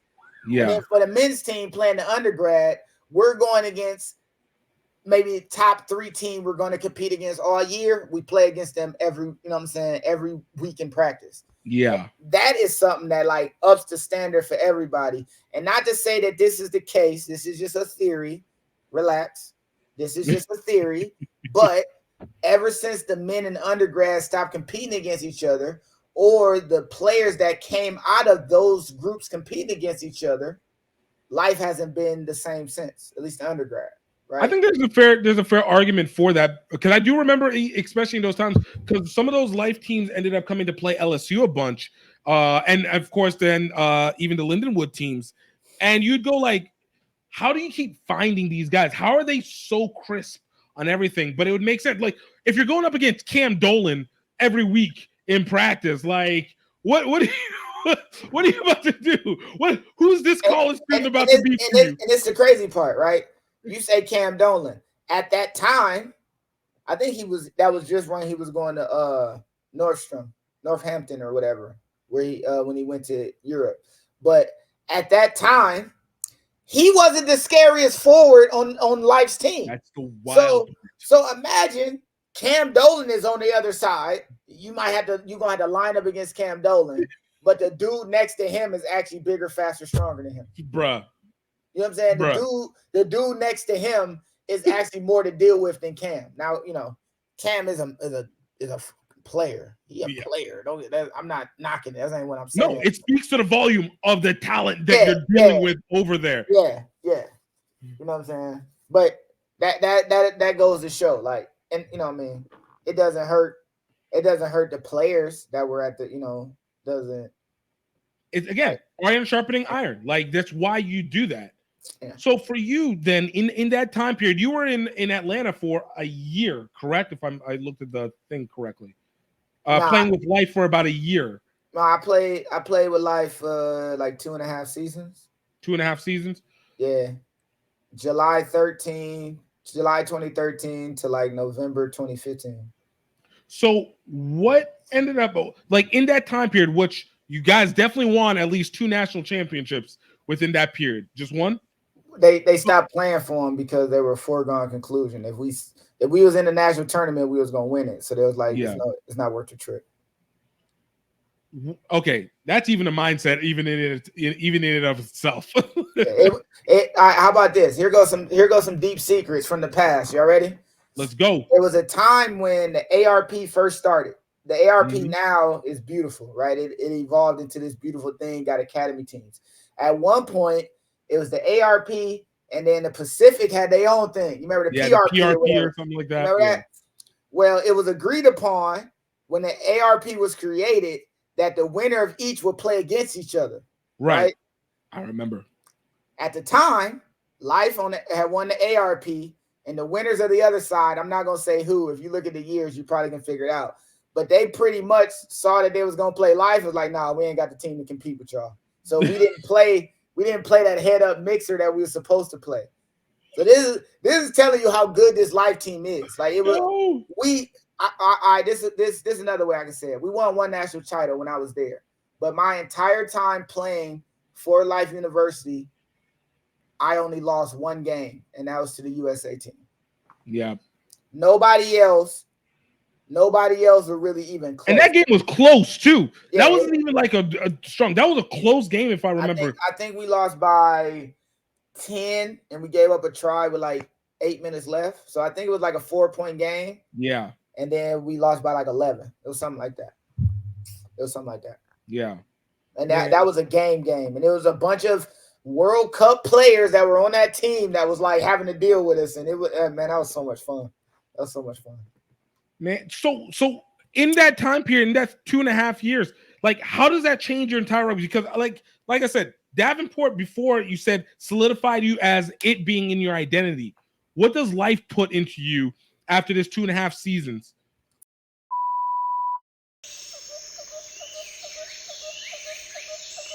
Hey everybody, this is just the Break Train sending out a personal little video diary to all you people out there, where I am going to document me riding most of the way between Singapore and Tokyo for the 2019 Rugby World Cup.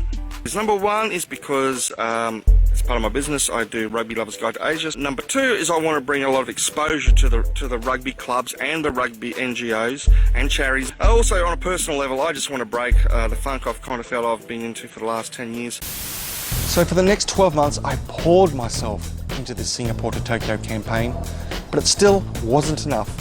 I needed help, and it came from Louisiana.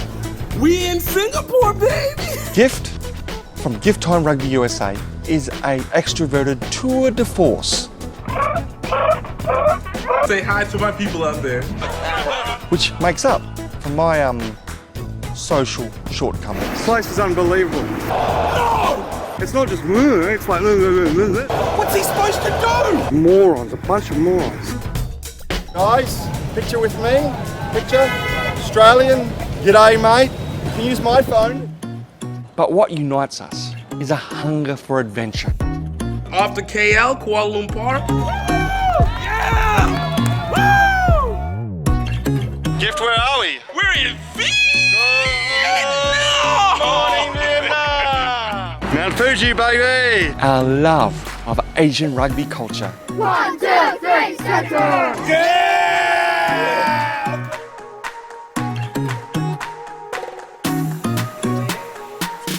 Rugby is starting to develop here in Cambodia for women as well. Valkyries, the mighty Valkyries! And allows us to overcome incredible obstacles. It's just got so thick. It's just so thick here now. It's pouring down rain again. But coming to this Thai-Cambodia border has renewed all the aggression. So the whole thing's gone buggered. I got hit. What? I got tail-ended by a motorbike. I can just feel that knee, that ankle just going in all the wrong directions under the weight of my body. But that doesn't compare to the pain of failure. I'm dying. Oh, I'm dying. And that's what I've been worried about this whole time. We're out here, we're running out of energy, we're running out of money, and we're feeling isolated. And yet at that critical moment, friends, family, sometimes complete strangers come on board. Before you know it, we're back in the game. Tokyo, here we come. Making a comeback. 4 weeks, 2,300 miles. Malaysia, Thailand, Cambodia, Vietnam. After all the trials and tribulations, this ride had become deeply personal. All that mattered now was getting to that Rugby World Cup game in Tokyo. Watch the full adventure at crugby.vhx.tv. That's C like SEE rugby.vhx.tv. Yeah, buddy. All right. Be easy. What does life put into you after this 2.5 seasons? Well, the first thing is it's a minimal knowledge base that you have to even like exist in that world, right? Right. It's small things that make you better, but piling up the small things on top of each other is what make you like great. So, right. You know, I'm the mistakes I would make at Davenport, I wouldn't make at life. Like, you know, going out of bounds was a big thing at one point. Like, Lance, you go out of bounds again. You know what I'm saying? You're gonna run forever, or you know what I mean? Like the punishments start piling up, right? Wow. These little mistakes that in other places be like, all right, you broke for 60 meters, got dragged out. Now I'd be like, Lance, you broke for 60 meters and then you get dragged out. Like, you know, it's a difference in like approaches to how, you know, how I process the game, how I see the game. The reason decisions are made, the reason we're set up a certain way, the reason we approach things a certain way, the creativity, right? My creativity got closed down when I was at Life. Like at Davenport, I'll throw like within the system more so. Yeah, I would throw like a behind the back pass at Davenport that if I did it at Life, you know what I'm saying? Like it better go off, it better work, right? But the standard, and it's something that Tui actually told me that I really like held on to after. Like at the time, I didn't really, you know what I mean? At the time, I didn't really grasp it, but later on, it was like something a little bit more important. It was like the making the most of all your opportunities. Right. Like having the I'll say professionalism, but having the respect to be able to approach every time that you get the ball as your opportunity to do it perfectly right, to knock it out of the park, to make sure it worked. And you know, after I stopped playing at Life, I took some time off, but the growth as a player and the way I was able to see the field, make decisions, why we make decisions. I mean, like I said, it can all start from that field till conversation where it's like you don't have to do it all yourself. You get all these little baby nuggets that's in that kind of realm where it's like you ain't got to do it all yourself. Right. Or if you're on the edge, Lance, you the free player as the wing, double up on the ruck. Or, you know what I'm saying, this is how you run a proper dummy line. Because there was a lot of plays where I would basically be a dummy runner. You know, I'm running across with my hands up and the ball skips across my face, right? Why are we doing that? Then you watch it on film.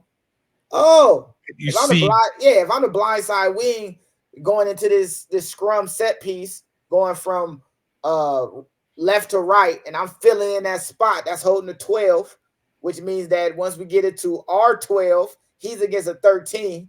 Once he makes the pass from the 12, you know what I mean? And it's like, oh, okay. Then you start learning the little things about rugby schematically, like how a try isn't necessarily scored on the phase that is scored, but it's the space that was created on the phase before, 2 phases before. Chess.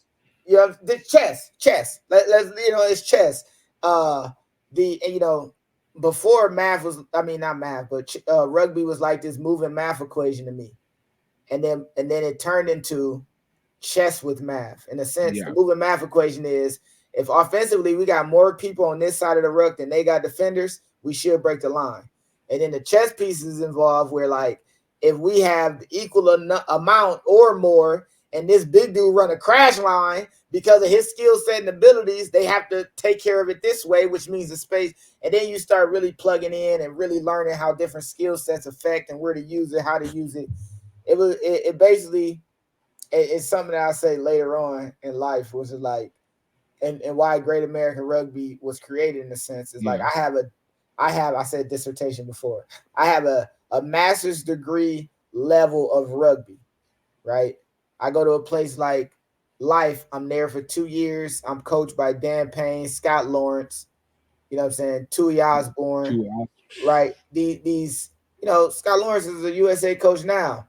I'm pretty sure he ain't changed much since then, right? Like the mannerism, his approach, the stuff that you learn just by being a fly on the wall, like that kind of thing, make you see rugby differently. And this is just being at Life. Now imagine if you go overseas, or imagine if you play for these different coaches, these different people all around. You know what I mean? Like it really open your eyes. Like if you can get out of your element where you at and maybe go to a different place, you'll learn something that will actually make you, you know what I mean? And that's kind of the thing. Like just pulling up to Life, it was automatic. Like you have to have a certain standard of education, right, to be able to, make it happen on the field. So no, that makes perfect sense. And I mean, yeah, I mean, like you're the in-depth now that you have with it, which is why I go back again to how that made you change your rugby. What was the stamp that sets in is, I guess, obviously the depth. And again, the coaching circle of Scott Lawrence, Tui Osborne, Dan Payne, and probably in the back a little bit, dude who starts with a C, Colby. Colton. He was the coach right after Scott Lawrence. Colton. Kobe, right? Colton Carriaga. Colton.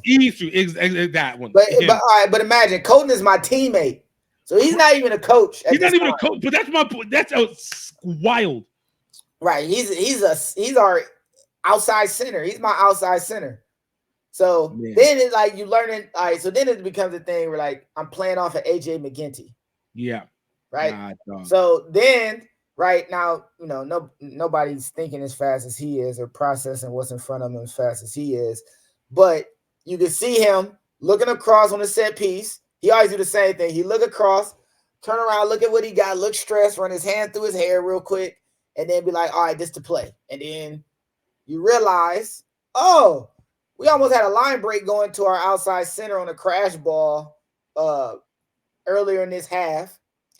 If we run a dummy out the back of them, they all gonna, you know what I mean? Like then you start seeing like the manipulation of play and you know what I mean, that kind of thing. Or the main thing that I learned, and this is the field till lesson, is picking your moments. And this is something that I try to tell. I told this to a player literally at Freetail at beginning of this year, a couple of weeks ago. It's like for this player specifically, it's like, bro, every time you touch the ball, they're worried about you taking it the entire length of the field.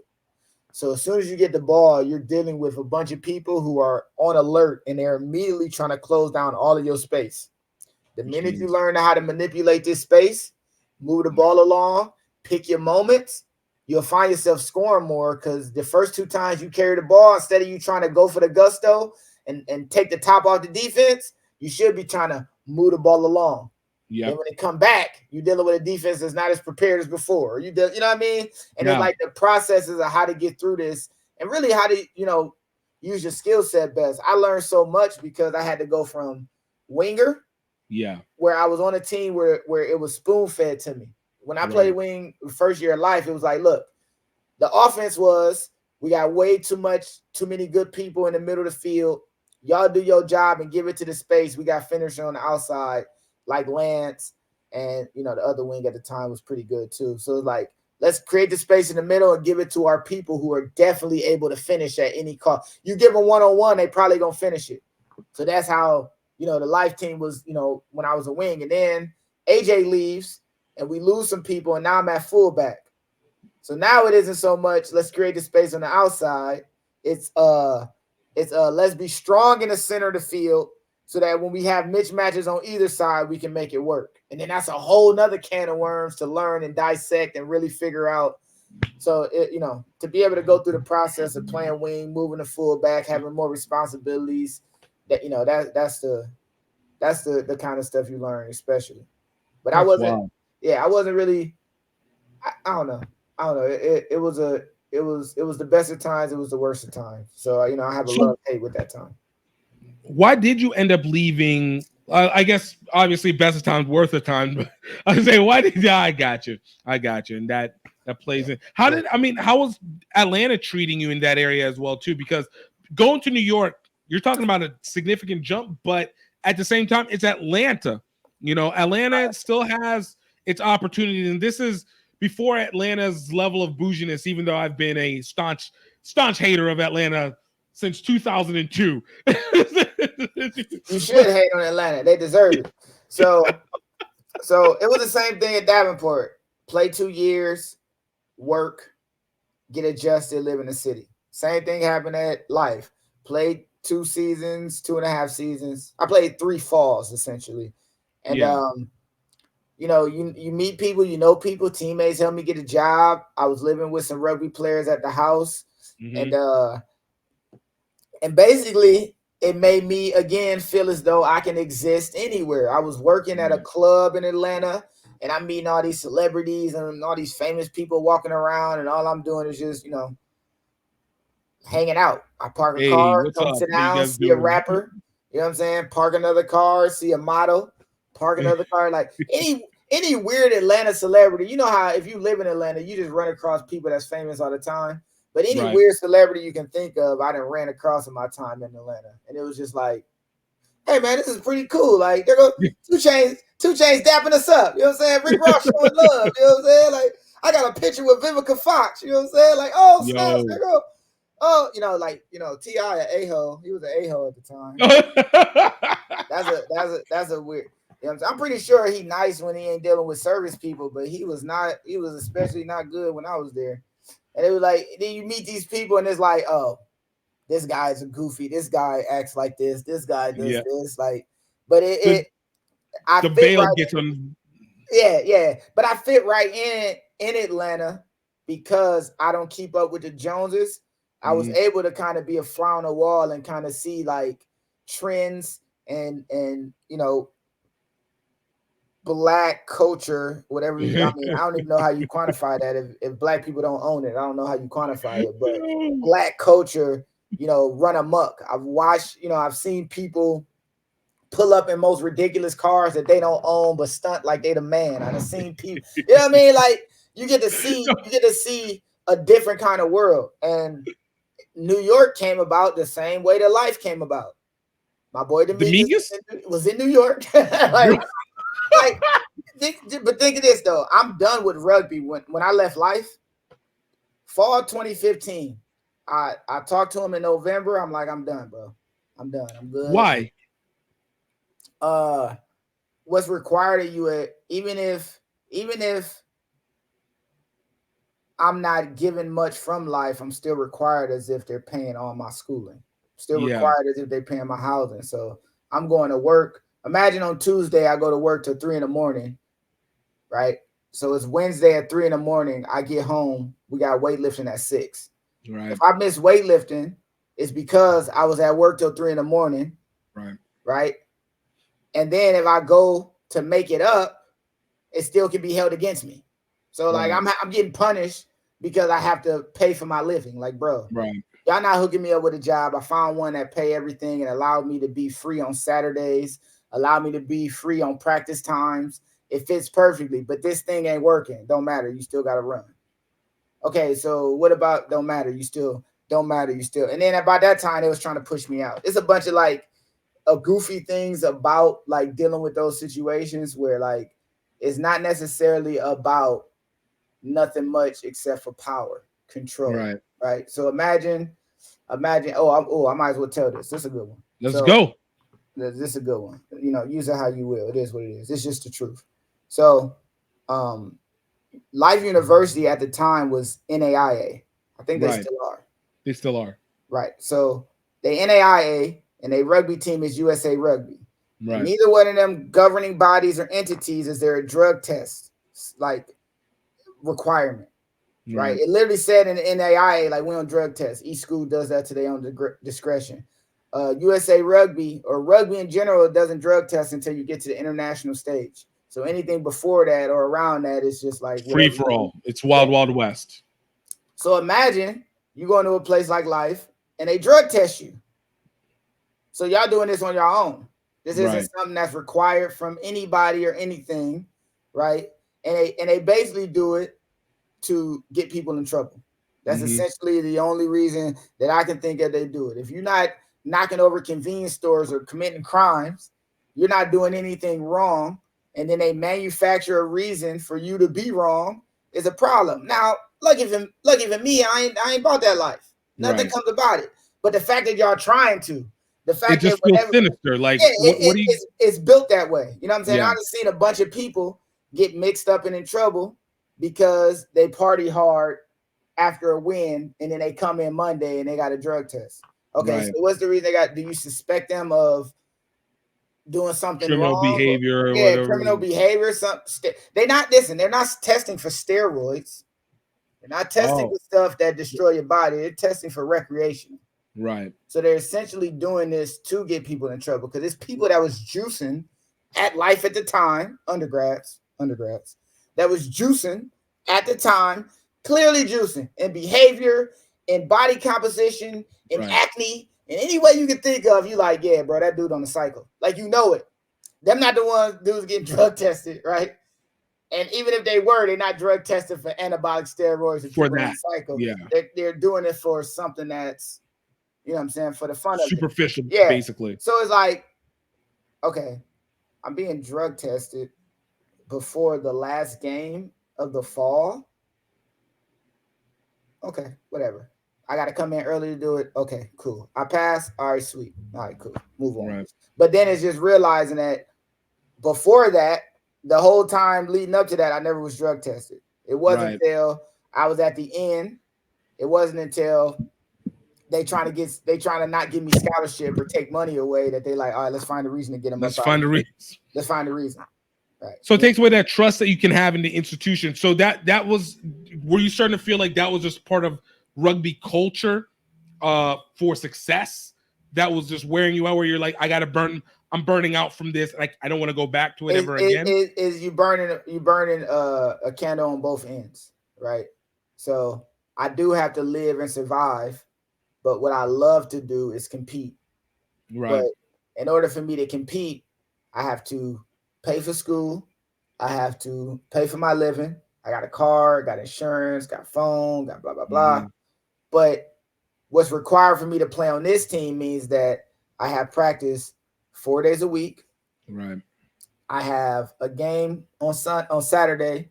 I got med checkup on Sunday, and that can be held against you if you don't go to that. So imagine I play a game, and then the game over at 5. I go to the crib, try to get cleaned up, and try to get a little break before I go to work. Work is from 10 o'clock to 3 in the morning. And then I got to be up at 10 in the morning the next day to do med checks. If you're not at med checks, that's held against you. You know what I'm saying? Then start back over Monday, right? But I got weightlifting in the middle of that. I still got practices in the middle of that. I still got classes in the middle of that. I still got blase skip in the middle of that. So it's just like, you know, it ran its course. Especially, and also, mind you, you know, most of the people have moved on. So I was the offense. This isn't me like this. I want to say this. And you don't have to disclaim it. Stop disclaiming. I got to disclaim it. I got to disclaim this, right? AJ McGinty leaves, who's probably the best player to ever play at life. Right. And then the offense don't take a step back. Naturally. Right. So I'm out here balling. At this point, I'm out here balling. Now, you know, we had an eagle at scrum half. We probably had another eagle at like lock or something or another position. We definitely had eagle caliber players all through the field, but our biggest offensive threat walk away, and we still a strong offensive threat team with the ability to score at any moment.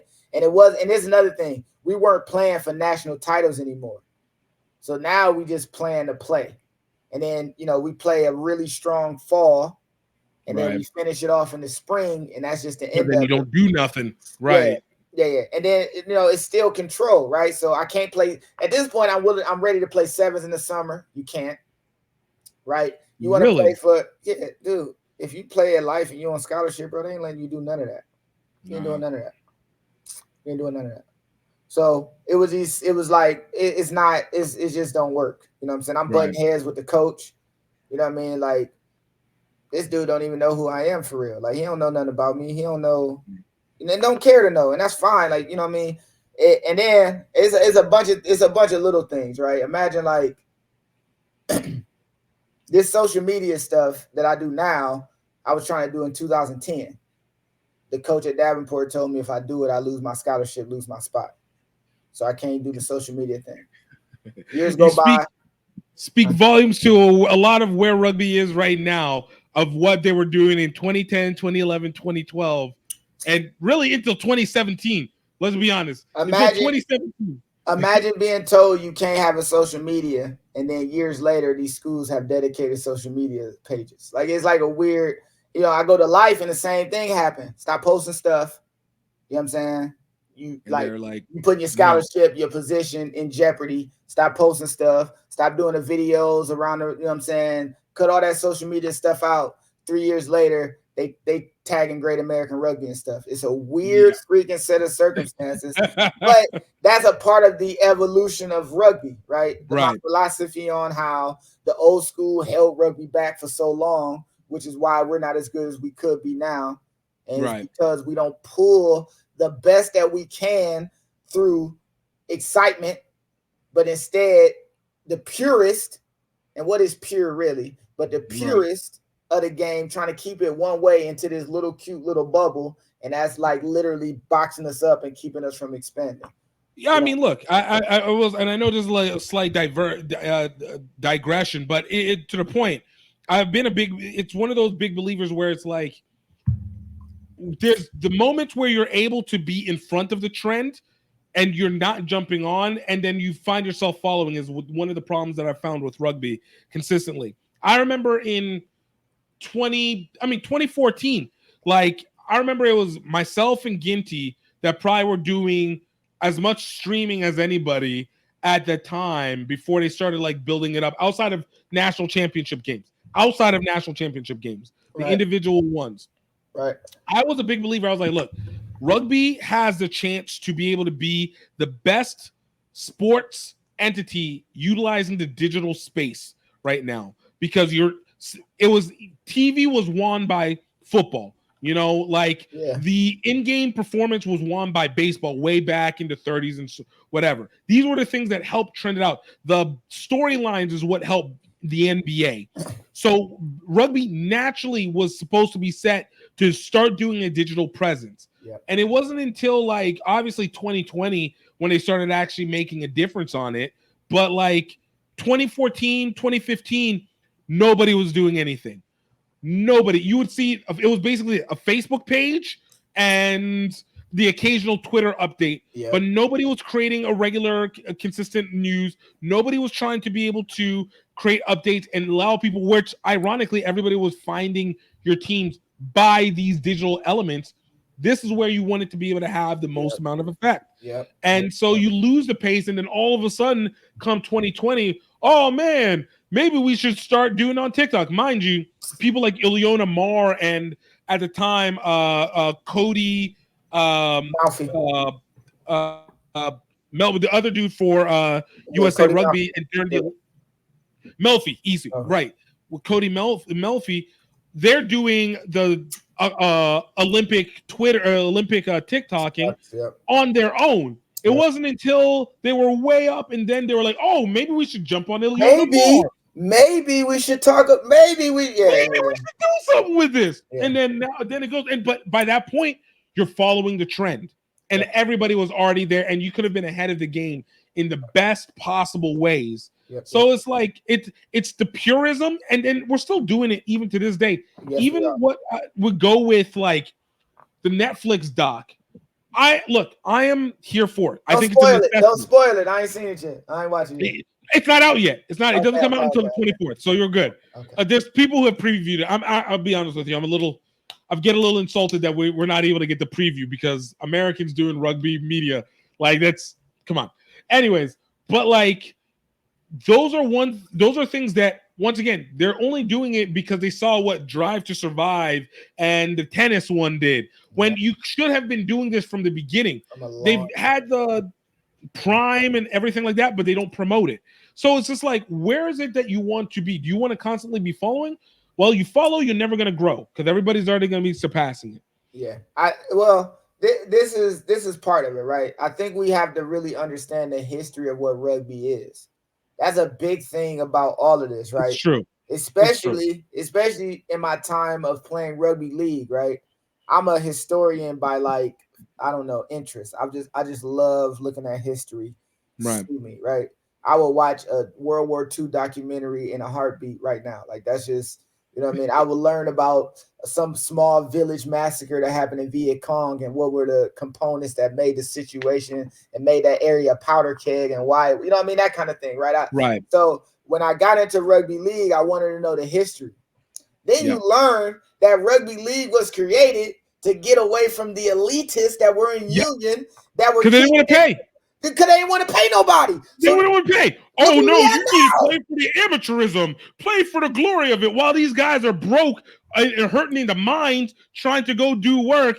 Like, bro, I'm telling you, whenever I learned about that with rugby league, it threw me off because rugby union has made a villain of rugby league so heavily. Yes. And even to this day, don't get me wrong, the bias is still incredibly there, but it doesn't make sense because rugby league basically did the same thing that soccer did for association football, that soccer did. It went into the poor communities. And what did it do? It grew.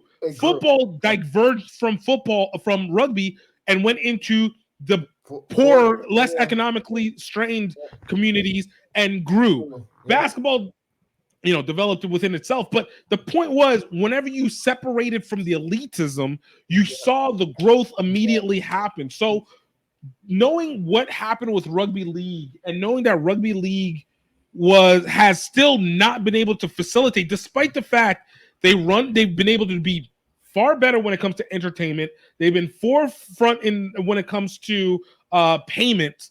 They have been able to at least create a product in terms of running a TV show, but definitely the squish of rugby union has prevented it from being able to grow at the max that it was. And you're talking about Northern England. Yeah, it's Northern England. Yeah.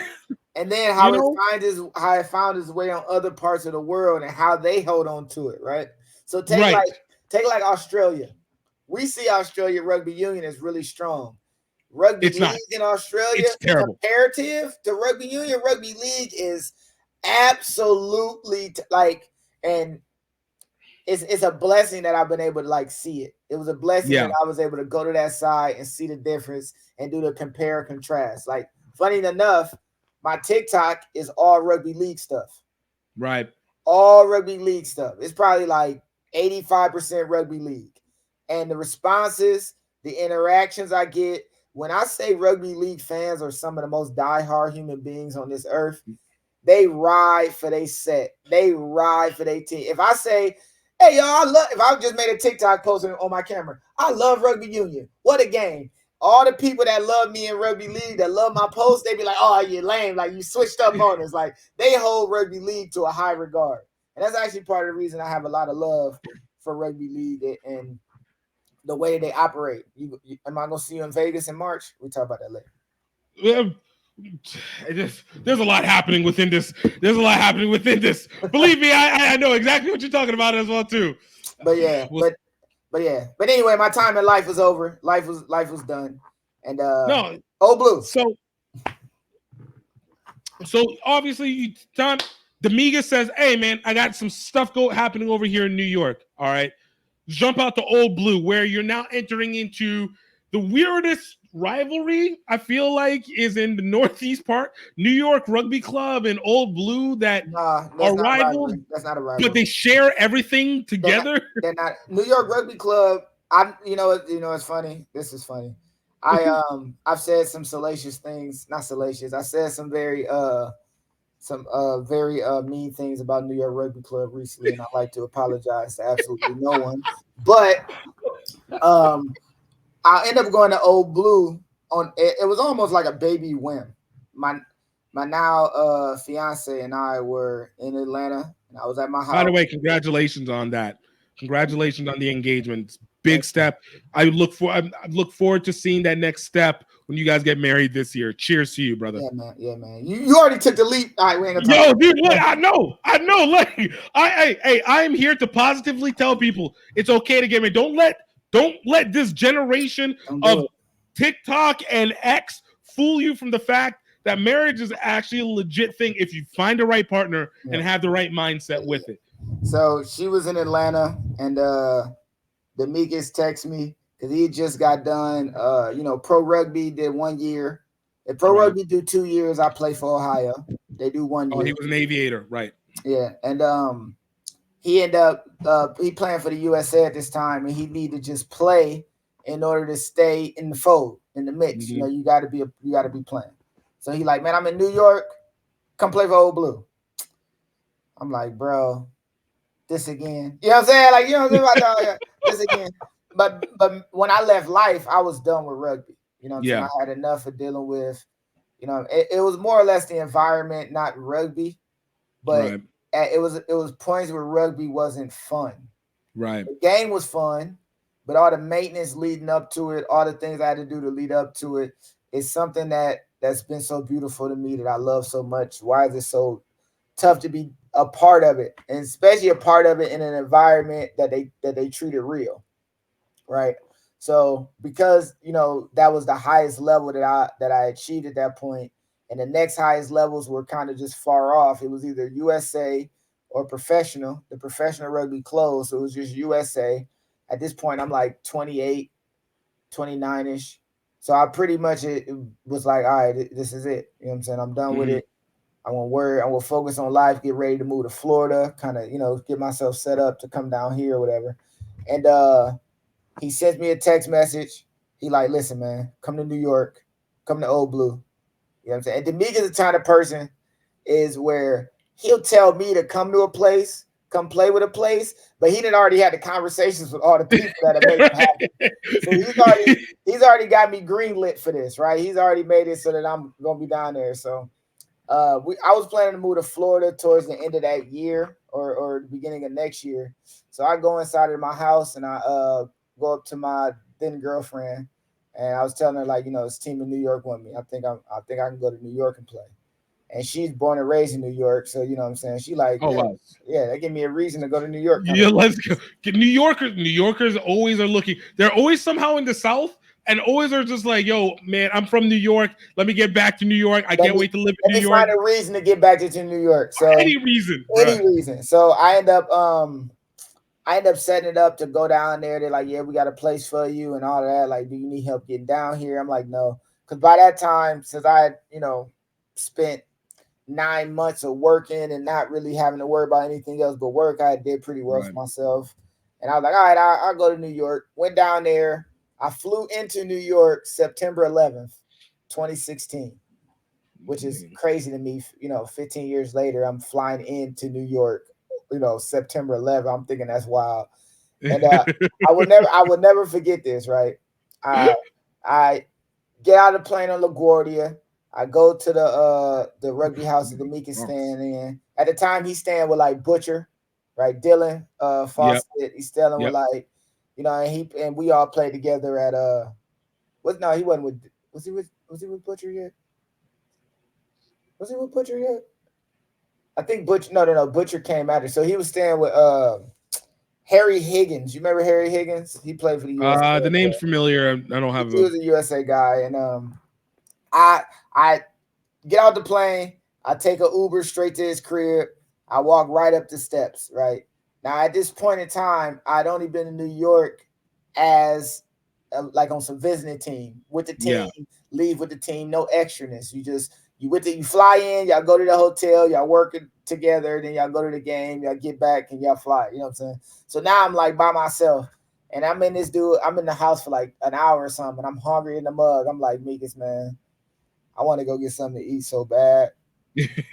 But that's New York City out there, bro. That's New York City out there. Like it was the first time where when I first moved to a place, it was first living with a place, like I was just obviously overwhelmed. It was the most people I have seen outside on a random Tuesday afternoon. Right. You know what I'm saying? Like I couldn't fathom how it was like this. You know what I mean? And dude, those buildings hit you it's first that horizon, and then you get hit by like the sound, and then you get hit by like, especially if you're coming out the tunnel, you're just like up, and literally it's like the sky opens. Oh my God, bro! Like no. I've been to New York before. I've been to New York a few times before that, but I don't think I was ready for it mentally, like right then.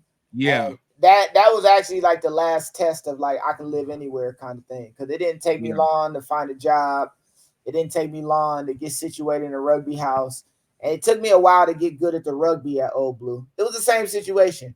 I'm a really good practice player. If you give me the same setup 5 times, by the second time, third time, I done figured it out and we're going to make it work. So, I watch people do the rep and then I jump in. I got understanding of it. I make it work. Okay, I fit right in. I'm good. Right. So first week I'm there, I played D2, whatever. And then from then on, I would start D1, highest level, whatever, right? But that first game was like Nyack, right? So I go from on the couch for 9 months to playing Nyack, essentially. You know what I'm saying? I had a pretty mediocre game. I didn't play that well. Right. I mean, you were rusty. Yeah. I mean, I'll use that as an excuse because I continue to be rusty until the fall was over. I'm gonna let that rock. I was rusty. And then by the spring, I was like back. I was like back, fully back. And that's when when the spring started, I got hurt. Like the first game we played against like Army, I got hurt, like took like a super knee bruise kind of thing. You get these goofy rugby injuries where I'm tackling a guy and my own teammate knees me in the side of my leg, so now I'm out for 2 weeks, right? These kind of like goofy, just rugby whatevers, right? And I think when I was hurt, it was when I realized like this is the end of it. Like I can play for this. I can play for Old Blue for the next 5 years. Right. But that's where the beginning it will end. It'll begin at Old Blue. It will end at Old Blue. Now that was wrong because Rooney came right after, and if I'd have stayed in New York for another year and a half or two, I'd have been part of that first couple years Rooney team. But look. Sometimes you go to where God sent you to where you're supposed to be. Yeah. But it was the like I knew this was my last hurrah. 29 years old. I'm in the best city I ever lived in. Rugby was my everyday. What I did for work was rugby. I would go to different schools and teach rugby. And then once that was over, I would go to Harlem and coach a youth team. And then on Tuesdays and Thursdays, I would go to New Jersey and coach another team, right? So essentially, I'm just rugby, 100% of the time, 100%, right? End up getting in with a school and coaching a rugby team. And it was like, as I started going and I'm like making a living for myself and establishing myself, I had to have a real conversation like this, the end of it. Like I've played now for, at that point, it had been about 10 years. 10 years. That's a good shift. It's time. But it's not like 10 years. It's like 10 hard, like deep in it years. It's 10 years. Well, 5 of those years was really real. 5 of those years were six of those years were really, really real. 6 of those years were tough on my body. 6 of those years were getting over a lot of self-doubt. 6 of those years was like having to compete with people who were bigger than me, who were more rugby knowledgeable in a lot of ways than me. It was also me being really good and not getting credit for it. This is the biggest thing that I had to deal with, really. Like, some of the best games I ever played, some of the best moments I ever had on the rugby field were either inconsequential in the end, or they were in the middle of some of the madness to where you couldn't really harp on it or be happy about it. You know what I'm saying? So I would find myself making a massive, amazing play. No, I ain't seen nobody do nothing like that in the game. And then they'd be like, yeah, all right, congrats, good job, whatever. And that kind of beat up on me because it wasn't like I was getting feedback as to why I wasn't making these teams or why I wasn't getting selected for stuff or why I wasn't. Like, imagine putting the moves on a guy in practice and then going to a game and cooking somebody up, and then Yep. those two people at a USA camp and you still at practice. I'm obviously successful against y'all. Like, what's the reason I'm not there? Like, you know what I mean? Like that kind of thing. And you know, that's when you learn about how much the politics, you know, create the circumstances. You know what I mean? The politics, how that politics control people, especially back then, right? Social media helps out a lot now, right? If I wanted because now there's open space of the discussions and people reveal it out. If I wanted to talk to the coach of the USA team back then, it's no way.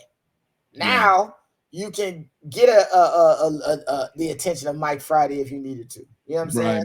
And I want to be the help for that. I want to make that happen more and more. I want to be able to directly allow players who are performing well to be able to get, you know, a conversation instead of having to go through the coach who knows the trainer of the team or the coach who knows the guy. I wanted you to be able to talk directly, and it wasn't like that back then. So I will have success against players that's on the USA team or around the USA team or close to it, and it will mean, you know, nothing. It would mean absolutely nothing. And then, you know, I'm 29 now. They're definitely not gonna pick me up now. I'm definitely not the one they want now. Let's figure out something else. And that's when the beginning of Great American Rugby started to really form. Right when I was getting ready to leave New York. But I was done with rugby, leaving life, and New York, Old Blue, like brought me back. Like this is one reason why you'll always see me showing love to Old Blue. I only played 1 year. It's not like I was there for this absorbent amount of time, but the guys on the team, the culture of the team, realizing, you know, I go to these other places and being me and being happy and being joyful and being enthusiastic was seen as a negative. It would bother people. I was considered cocky or arrogant. I'm the guy helping us up, helping my teammates up when they down. I'm the guy that's sticking around and hanging around our injured players, you know, when they down. I'm the guy that's telling the dude, don't worry about that mistake, move on. And then, you know, but you know, if it's not, there's no appreciation. Of course, he's all about himself. It's not seen that way. You know what I mean? And that's a really weird thing to be misunderstood, right? This is one reason why, like, I made a point to say I was told not to have a social media, and then I see these same teams who told me it's different coaches, different people, but it's still, I see these same teams that told me not to post on social media or do social media, having dedicated social media pages. You know what I'm saying? That is a reason why Great American Rugby rocks. It's the reason, like, I was told at one point I couldn't. Nobody can't tell me I can't now. We're going to take this thing where it need to go, where it should have been, where, you know what I mean? And then, you know, they didn't stop nothing, but, you know what I mean? They slowed down the show. So now it's like, yeah, I'm locked in. That, you know, small guy syndrome, chip on my shoulder kind of thing, it's still there. It's still there. So that's the reason why it is. That's the reason why I treat Great American Rugby the way I do. It's because I had a real conversation with myself, had to realize it was over. And then as I look back, I realized that it's a lot of room for me to really get to it. So it's a lot of things I left on the table. So it's time to get, you know what I mean? No, I think that makes a lot of sense. And again, it also makes sense to basically the renaissance that New York had to do to be able to do that, because it sounds like it refitted. Well, you said it refitted what the culture, as I'll make it the assumption, as you originally had experienced it at the beginning in Toledo, was whenever you first fell in love with the sport as it was, versus once you got to the professionalism of it. So it brings you back to where it is at the beginning, which is absolutely the most important thing whenever it comes to knowing what you want to do with this, what your objective and purpose goes to it. Yeah, absolutely. And a lot of it just has to do what was missing from me when I was playing. This is a lot of the Great American Rugby is me calling out to all the things I didn't have as a player that I wanted, or, you know, and now I should have had. I want to make sure that other players have that. I want to make sure that, you know, somebody sound the alarm when this kid who came from some miscellaneous school here in Florida goes to a college and is tearing it up.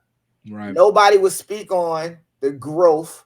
No one will speak on the sacrifice. No one will speak on this person's reasons, you know what I'm saying, their objectives, their purpose. Then you don't get to see a full, well-rounded story. That's just some fast guy. No, it's not just a fast guy. It's not just a fast guy. He's more than that. He's a guy that couldn't pass with his left hand 2 years ago. He was a guy that was begging and starving for a spot on the starting lineup, and now you can't go into a game without him playing. You can't. Y'all chances of winning diminish without him on the team. He's not just a fast guy. He's a guy that's worked on it. Learn about him, right? Get to meet him, get to know him. Even if he don't make it to the height of the heights, he deserved to be on the field with the guys that are fighting and compete to that level. But how would anybody select him? How would anybody know that he's out there? If nobody's pointing him out. Yeah, if he's just cooking somewhere in the Carolinas, nobody going to be able to see who he's playing against, you know, how special of a player he is. Let him go out there and test himself against those guys, see if he fit in. If he doesn't, then he doesn't. But if he does, which he probably will, you know what I'm saying, learn a little bit about him in the process. And then there's other people, you know, like Coop, right? I've known Coop. Once I moved to Atlanta, I met Coop pretty quickly, right? Now, me and Coop get on the internet and argue, you know, IG and argue and have fun. But at one point, Coop was a young dude on the Atlanta, you know what I'm saying, Renegades. He was a young dude on that team that I was like, hey, man, he could play a little bit. Yeah, you know what I'm saying? You know what I'm saying? But then when he make a mistake, Coop, you messing up. You know what I'm saying? So now he older. Now he's playing on those levels. Now he's playing against all of those same people that I'm trying to get others to play around, and he getting his respect. He earned it. He deserved it, right? Somebody need to be able to say, like, I remember when Coop was a little snot-nosed, right? If you don't think he good now, you must not have seen him when back then, because he killing now. Back then, he was making the mistakes, going through his motions, growing, getting better. Now look at him.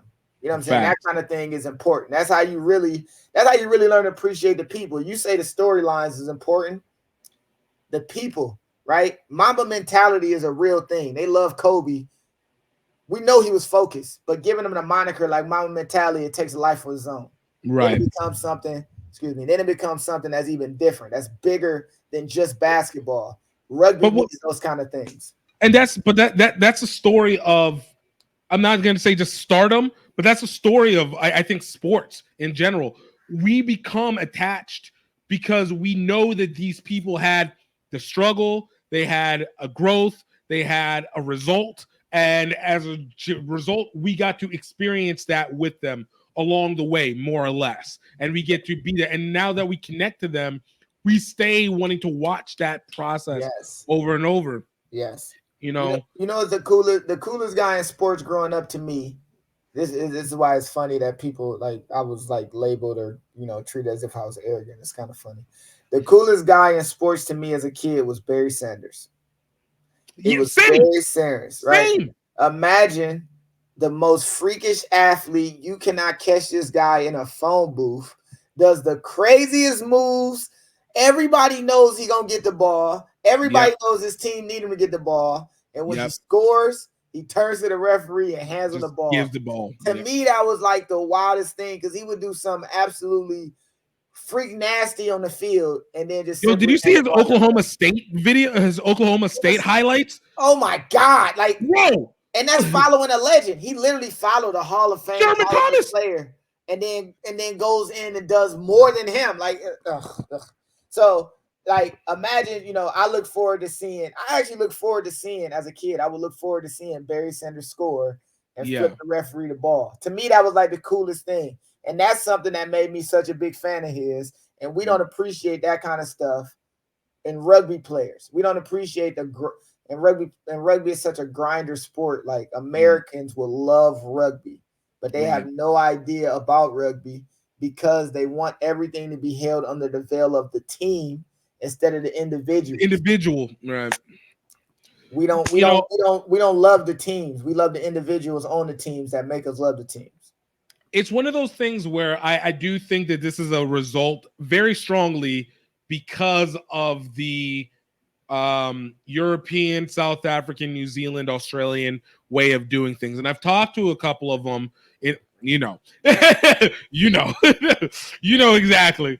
And I've talked it, and it's always like, oh, we don't worry about the individual. Like you talking about things like URC versus Premiership versus top, yada yada yada. Like it's like you have all these splits, and it's if you don't have your best players playing, people will say you don't care, but it's like, dude, I came to see the best. I came to see the best. I came to see that person who I want to emulate. We look for the ones that we relate to and attach the ripple effect to the rest of the surrounding team accordingly. Yeah. Yeah, and when we lose our connection to that, we do ourselves a disservice. Exactly. And I don't think I think that's one of those things. People in rugby, especially at the older levels, don't realize the unconscious behavior. Like you can't in one breath be like Jonah Lomo is the greatest rugby player ever that you've ever watched, while also simultaneously saying we only worry about the team. No, the dude literally sets you up for creating. Like it doesn't make sense. You know what is happening. It's this weird thing where the thought is not to let individuals overshine the team. Right. That's the thought. But if you watch the movie like Invictus, they spent a good 3 minutes talking about how dominant Jonah Lamu is. Exactly. The All Blacks were on the team. They were dominant, but to make this story work in the movie, you got to talk about this one guy that was freakish instead of just being realistic. At the man, get out of here, get out of here. It's part of it. It's part of it. But that's what makes it. That's what makes the transition we're in right now beautiful. Yeah, that's what makes it beautiful. But unfortunately, partially, I think America should be less of the USA team. The players on the USA team should be less of the individual kind because we need our team. It ain't gonna be our individuals that make us win rugby games on the international level. So it's kind of as Americans is a catch-22. We need to be that same team we were in 2013 and 2017. Yeah, that's really hard to do with the new wave that we on because that 2013-17 were more team, even though we didn't win no games. Don't get it twisted. Right. I see what you're saying. The qualification. The qualification process was way different for us on the build-up because everybody was gritty. Everybody was nasty. Everybody was willing to go that extra for the team. Right. Now we got professionals, individuals that make up a team, and we struggle to qualify. I think that had to do with just more or less coach culture at the time. I think Scott Lawrence will get us qualified in short order coming up soon. I agree. It'll take us leaving that individualistic. In order to build fans, we got to go individual.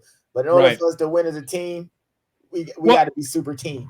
And I think that speaks a lot. And I actually now you're in Florida now. You've been doing a lot of stuff with South Florida. I get it. I want to kind of go into Great American Rugby and no flop sports a little bit for this one because I think we're already kind of in that conversation. So I think a lot goes into what is it that we want from our rugby, especially from our rugby culture. I'll talk with Tozan all the time, and he'll always say, "Look, we don't know whether we want to be a recreational sport or we want to be a spectator sport, but we can't be both." And I think whenever going into the media space, going into the media space, I looked at it as, man, there's this high potential where the sport is capable of having a real lift. We've got numbers. It's not super numbers, but we have numbers. If we can get 100,000 people, you got enough numbers to be able to compile and develop. Yeah. But the question is, what kind of person do you want to be for this? So if we want to be a recreational sport, well, it subsequently means you're going to have more players. Obviously, the amateur levels increase, but you're not here to develop towards a very big, greater odd. Yeah. You're going to get your recreational guys, and then those guys. That's a thought, actually. That's a thought. I think it can be a mix of both, though, in a sense, right? Because Basketball is that. It's spectator and recreational. But is it though? Yeah. Think about it. We might have rec league stuff, but those guys don't have a thought process that they can go higher. Like right now in our rec league rugby, there's always the thought process that there's a guy that's on that club team that can make it to the national or professional level, which means that's a throughway point. Yeah. But the system for basketball is defined in such a way that if you're 23 and you've yet to even touch a certain checkpointer list, it becomes recreational for then on. Right. So you'll play it recreationally and support it spectator wise. Right. The rugby pathway isn't laid out to that effect, right? If you're 25 and never went to college, if you're 25 and yet to have a G League tryout, you're recreational for the rest of your life. And you just, and you know what I mean? And I that's why I say it can't be both, because the issue is you do have guys that are 27, 28, never had any real shot of development, never really had a space to really grow and develop. Right. That tomorrow can wake up, go to a tryout, and do well enough to go sit a bench potentially for an MLR academy team. That's on the doorstep. So there's a bit of that that's still in there. You know what I mean? I guess our recreational doesn't start until you are so aged out. You know what I'm saying? If you're 30 without any prospects before that, you can pretty much shut the doors over. You're rec forever. You know what I mean? I also, though, a lot of it does have to do with our disorganization in a general sense. USA Rugby's disorganization in a general sense. To see the infighting between different rugby organizations who all have the same goal, but in a sense are clamoring for power and control amongst each other separately, is part of the issue. Guess what? Everybody in the USA know the process becoming an NBA player, NFL player. Yep. If you want to make any arguments or disparages about it, it will come over time, and you will have to provide something in between, like overtime does. To be super concrete. Yeah, like overtime does for the NBA. A lot of players got drafted, exactly. didn't have to go to college necessarily, right? So you can find a way to do it, but you have to provide some super lane in order to do it. That's exactly it. There's no super lane. It's just like, here's how you get on. Playing for this team, going to college. All right, so if you don't go to college, you can do the academy MLR. But what's your chances of making a team without the college experience? So then it becomes that catch. It's such a inconsistent, unbelievably inconsistent approach to making it there. It used to be. Now they say everybody that played for the USA team is MLR players. So that becomes a screening process. So no longer is it college coaches, U18s, U23s, college All-Americans feeding into it. Now you got to be even in MLR. that.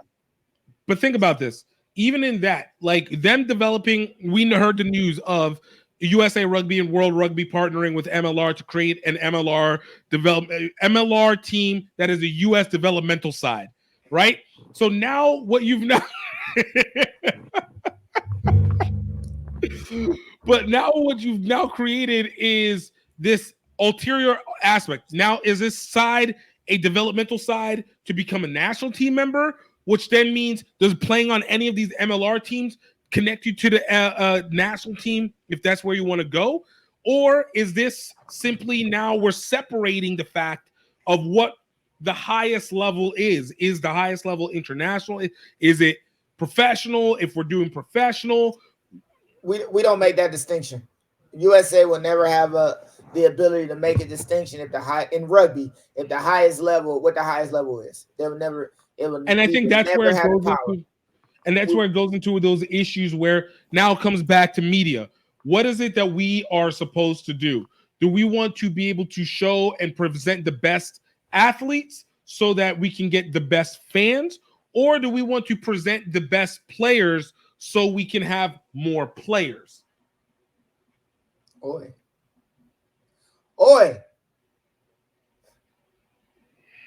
All right, so yeah. All right. It would. It's a number of things that have to.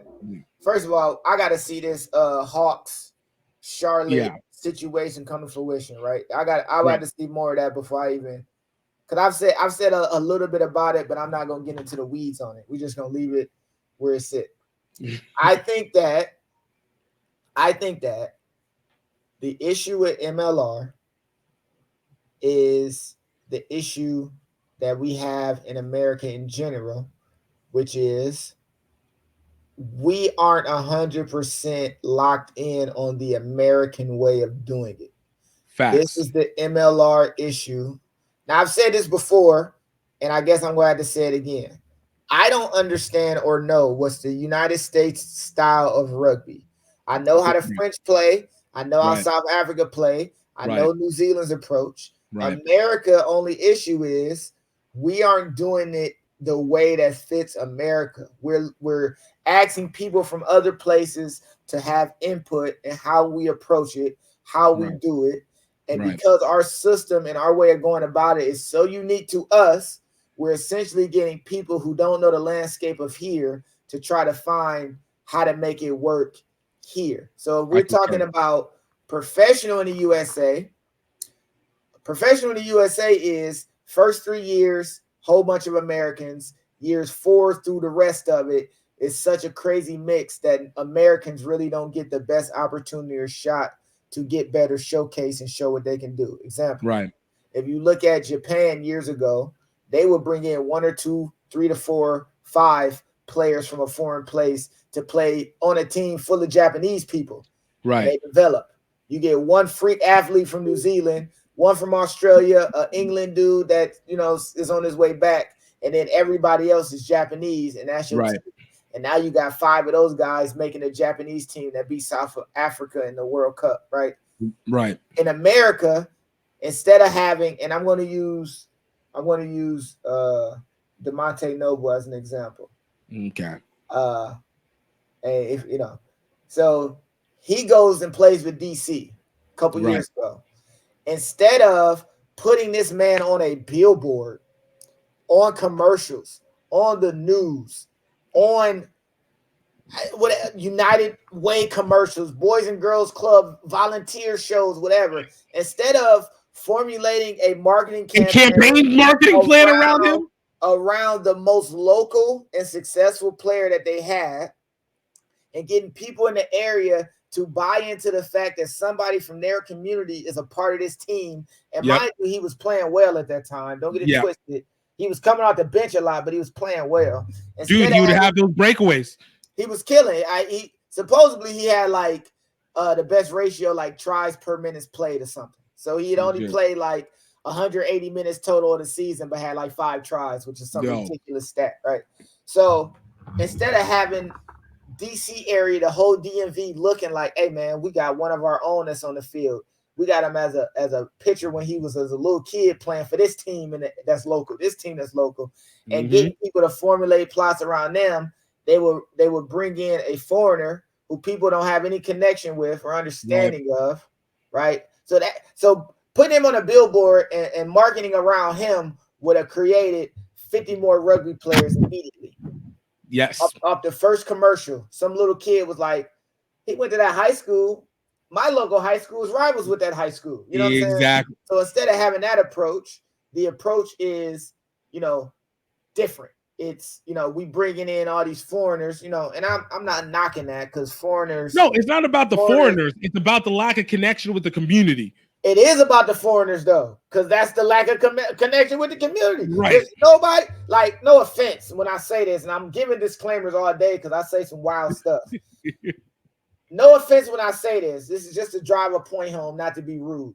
But nobody's going to know how to pronounce the Fijian name, some long extended Fijian name comparative to an American that grew up around the corner from where these games is played, right? Well, that is. I'm gonna add one more element. I'm gonna add one more element to what you said. Not only is it very difficult for people to say the name, it's even more difficult whenever the person doesn't talk. Like if they don't talk and they're not charismatic, like why is anybody gonna care? Like I don't care how many names that you bring out. Like I'm with you on it. I don't care how many names you bring out. I don't care what they've done in any other league. I don't know them. I don't care about them. I don't have any reason to actually do anything with them. So why am I going to connect? This is why one of my biggest issues had been, and I'm kind of jump onto your point, like what you said with DeMonte, was the issue that I've had with why Perry Baker, Carlin Isle, and Nia Tapper triplet between 2015 and 2019. More so, Perry and Carlin, and then Nia really after 2017, after the Rugby World Cup. Why they were not used, two-time All-American, were not used for far more commercial use, because guy from Pompano Beach, guy from Ohio, and the woman who is Hispanic and Jamaican, but Hispanic and Puerto Rican and Jamaican, that went to North Carolina and is known for being an East Coast person. Why you're not using them as your highest levels of community insert to be able to bring in not just recruits, but bring in more fandom? You literally have it written out for you. They have been justified at the highest level. The highlight reels are where people are finding them of those specific people. Those 3 specific people are being found first and foremost, and you squander it. One isn't playing anymore. One is on the verge of retirement, and the other one is playing maybe one of her last 2 Olympics. That might be, arguably. And thank God she has her own agent that was been doing stuff. So to speak to how you're saying, why didn't you use DeMonte and you bring in these other people? Like, again, I don't mind that foreign people are on the field, but they are the ripple effect, not your front runners. Okay. So once Perry Baker was player of the year 2 times, I will have to say, man, the fact that he pickleball is more popular than rugby. Yeah. The fact that Perry Baker was 2-time player of the year in a sport that isn't American, and he's football based. Everything is literally lending itself to the kind of people that's going to end up playing rugby, the kind of communities that's going to end up playing rugby, right? Football communities, Florida especially. These athletes down there, talent hotbed, athletic talent hotbed. And then when you really put the thoughts into it, and this is what I'm about to say is actually preposterous, but it's the truth. Perry Baker, as freakish as he is, 2-time World Rugby 7th Player of the Year, isn't the best athlete in Florida. No. He's in a high percentile. Don't get it twisted. He's in a very high percentile, but there's a whole bunch of other ones that you get him a rugby ball in time. Perry Baker got a inside center that's on dream teams all throughout the series with him, or you got a center or a scrum half, or like, we have the talent, we have the people. The only thing we're missing is someone on a soapbox yelling about how awesome the players are. Right. You too. Right.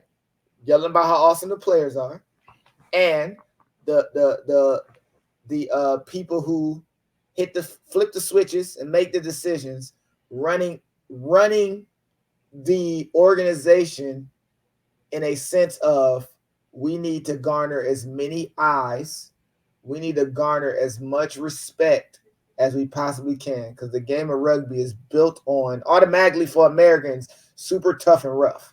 Yes. And if you show the guy who's faster and quicker and than everybody, kill it in super tough and rough sports, everybody would flood it. Everybody would flood it. And that's the thing. That's why I think it's been so confusing. Like, over these last 11 years of just doing the media side and seeing it and being like, hold up, how are you guys broke right now? And where are you guys putting your time into? Like, people will talk to me, will say, yo, I might be too critical of things like the Rugby Network. Bro, honestly, it's not the Rugby Network. Whenever I know where we are media people who didn't pay a whole lot of money. We've invested ourselves. We're working, all right? There's no millions behind our names, let alone billions. All right. But you find a way to be able to garner an audience, create a voice, and platform. Now, when you have an entity, I don't give a crap what their excuse is. There are so many, there's more than one owner that has Bill in front of their net worth, and the rest of them are mill, and they fund that same program. If you are not able to create a decent marketing a campaign, and you got the money and the resources, I can't talk to you. I can't blame them. I can't blame MLR owners. I can't blame. Right. Oh, I can't blame because they're pigeonholed to a certain set of. They're pigeonholed a bit, and that's true. I blame their decision making for who they're consulting with. Then, this is the thing. This issue, like we're blaming. If this is the case, we're blaming MLR owners for an issue that's persistent for a decade before the MLR existed. Before the thought of an MLR existing, this was the issue. It isn't just Perry Baker, Tapper, Carla Niles in this specific set. This goes all the way back and through early 2000s up until now. Right. And to blame them specifically. Now, we can say they didn't do a lot to help the problem, but they have their own list of problems with players. If we're talking about every player talking about unionizing and stuff. Yeah. I can't expect the same group that got the same people that's in the competition trying to figure out how their life going to turn out in the middle of the competition to also at the same time put together marketing plans to shine light on those same individuals within their competition. It's very hard for me to make that, for me to believe that they'll close that gap somehow. Our biggest issue is there's not a concentrated, from all angles, a concentrated effort to shine light on our game. I, Lance, will take blame on it just a drip because I'm not getting big enough fast enough, right? It's still prevailing thoughts like give blood, play rugby that people know more than Great American Rugby.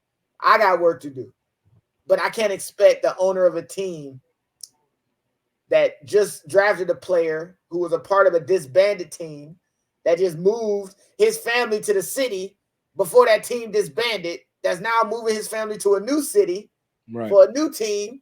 And it's not like they're getting paid millions anyway. So I won't do them a favor and not blame them. But I will say that they're not helping the issue as well. So this is where I go. The MLR might be the fastest. I look at them as the most recent variation, simply because of the fact that I also know that a lot of those same guys, and I'm not saying they're not working. I'm not saying that they don't have their issues. I understand their money issues, like as you just spoke of. But a lot of those same guys are the same people that were also there in the past. A lot of those same guys are part of those old Eagles. And my issue doesn't go back to just spend money, because it's not just spend money. It's the decision that you made to not be front forward on something. Or like, let's remember the old not the Rugby Network, Rugby Channel. The Rugby Channel, right? I thought, great idea. I actually legitimately thought that was great. I was like, you're moving forward. But their execution and how they negotiated it became the problem. And the problem with that was subsequently, you made decisions on non-creative people or people that had nothing to do with rugby when you had a whole list of people who were both creative and were in rugby who could simply add and not even do it for a fraction of the cost that you were already going to do, which would probably have done it for more of the quality. And you would now have a chance to have been an investment in not only the growth of your own marketing system, but you would have been able to see your own system develop from a community and natural base. So when I start to see the same issues happen again, and so I now point at the MLR guys, not because I think simply they don't have enough debt or funds that are on them, but simply because of the fact that in those early stages, again, you had the chance to develop from people that you literally talked to. You talked to them.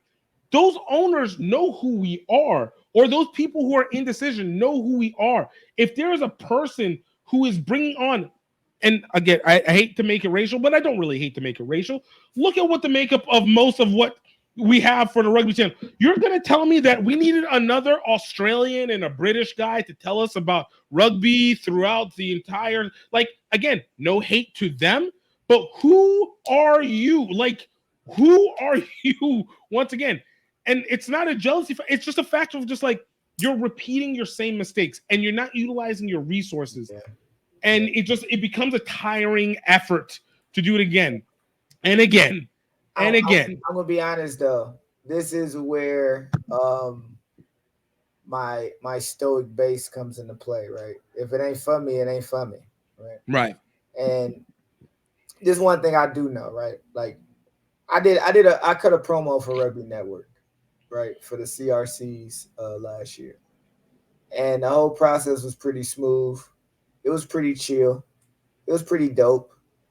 But when I look at the Rugby Network in general, that's not a place that I'm going to find rugby information.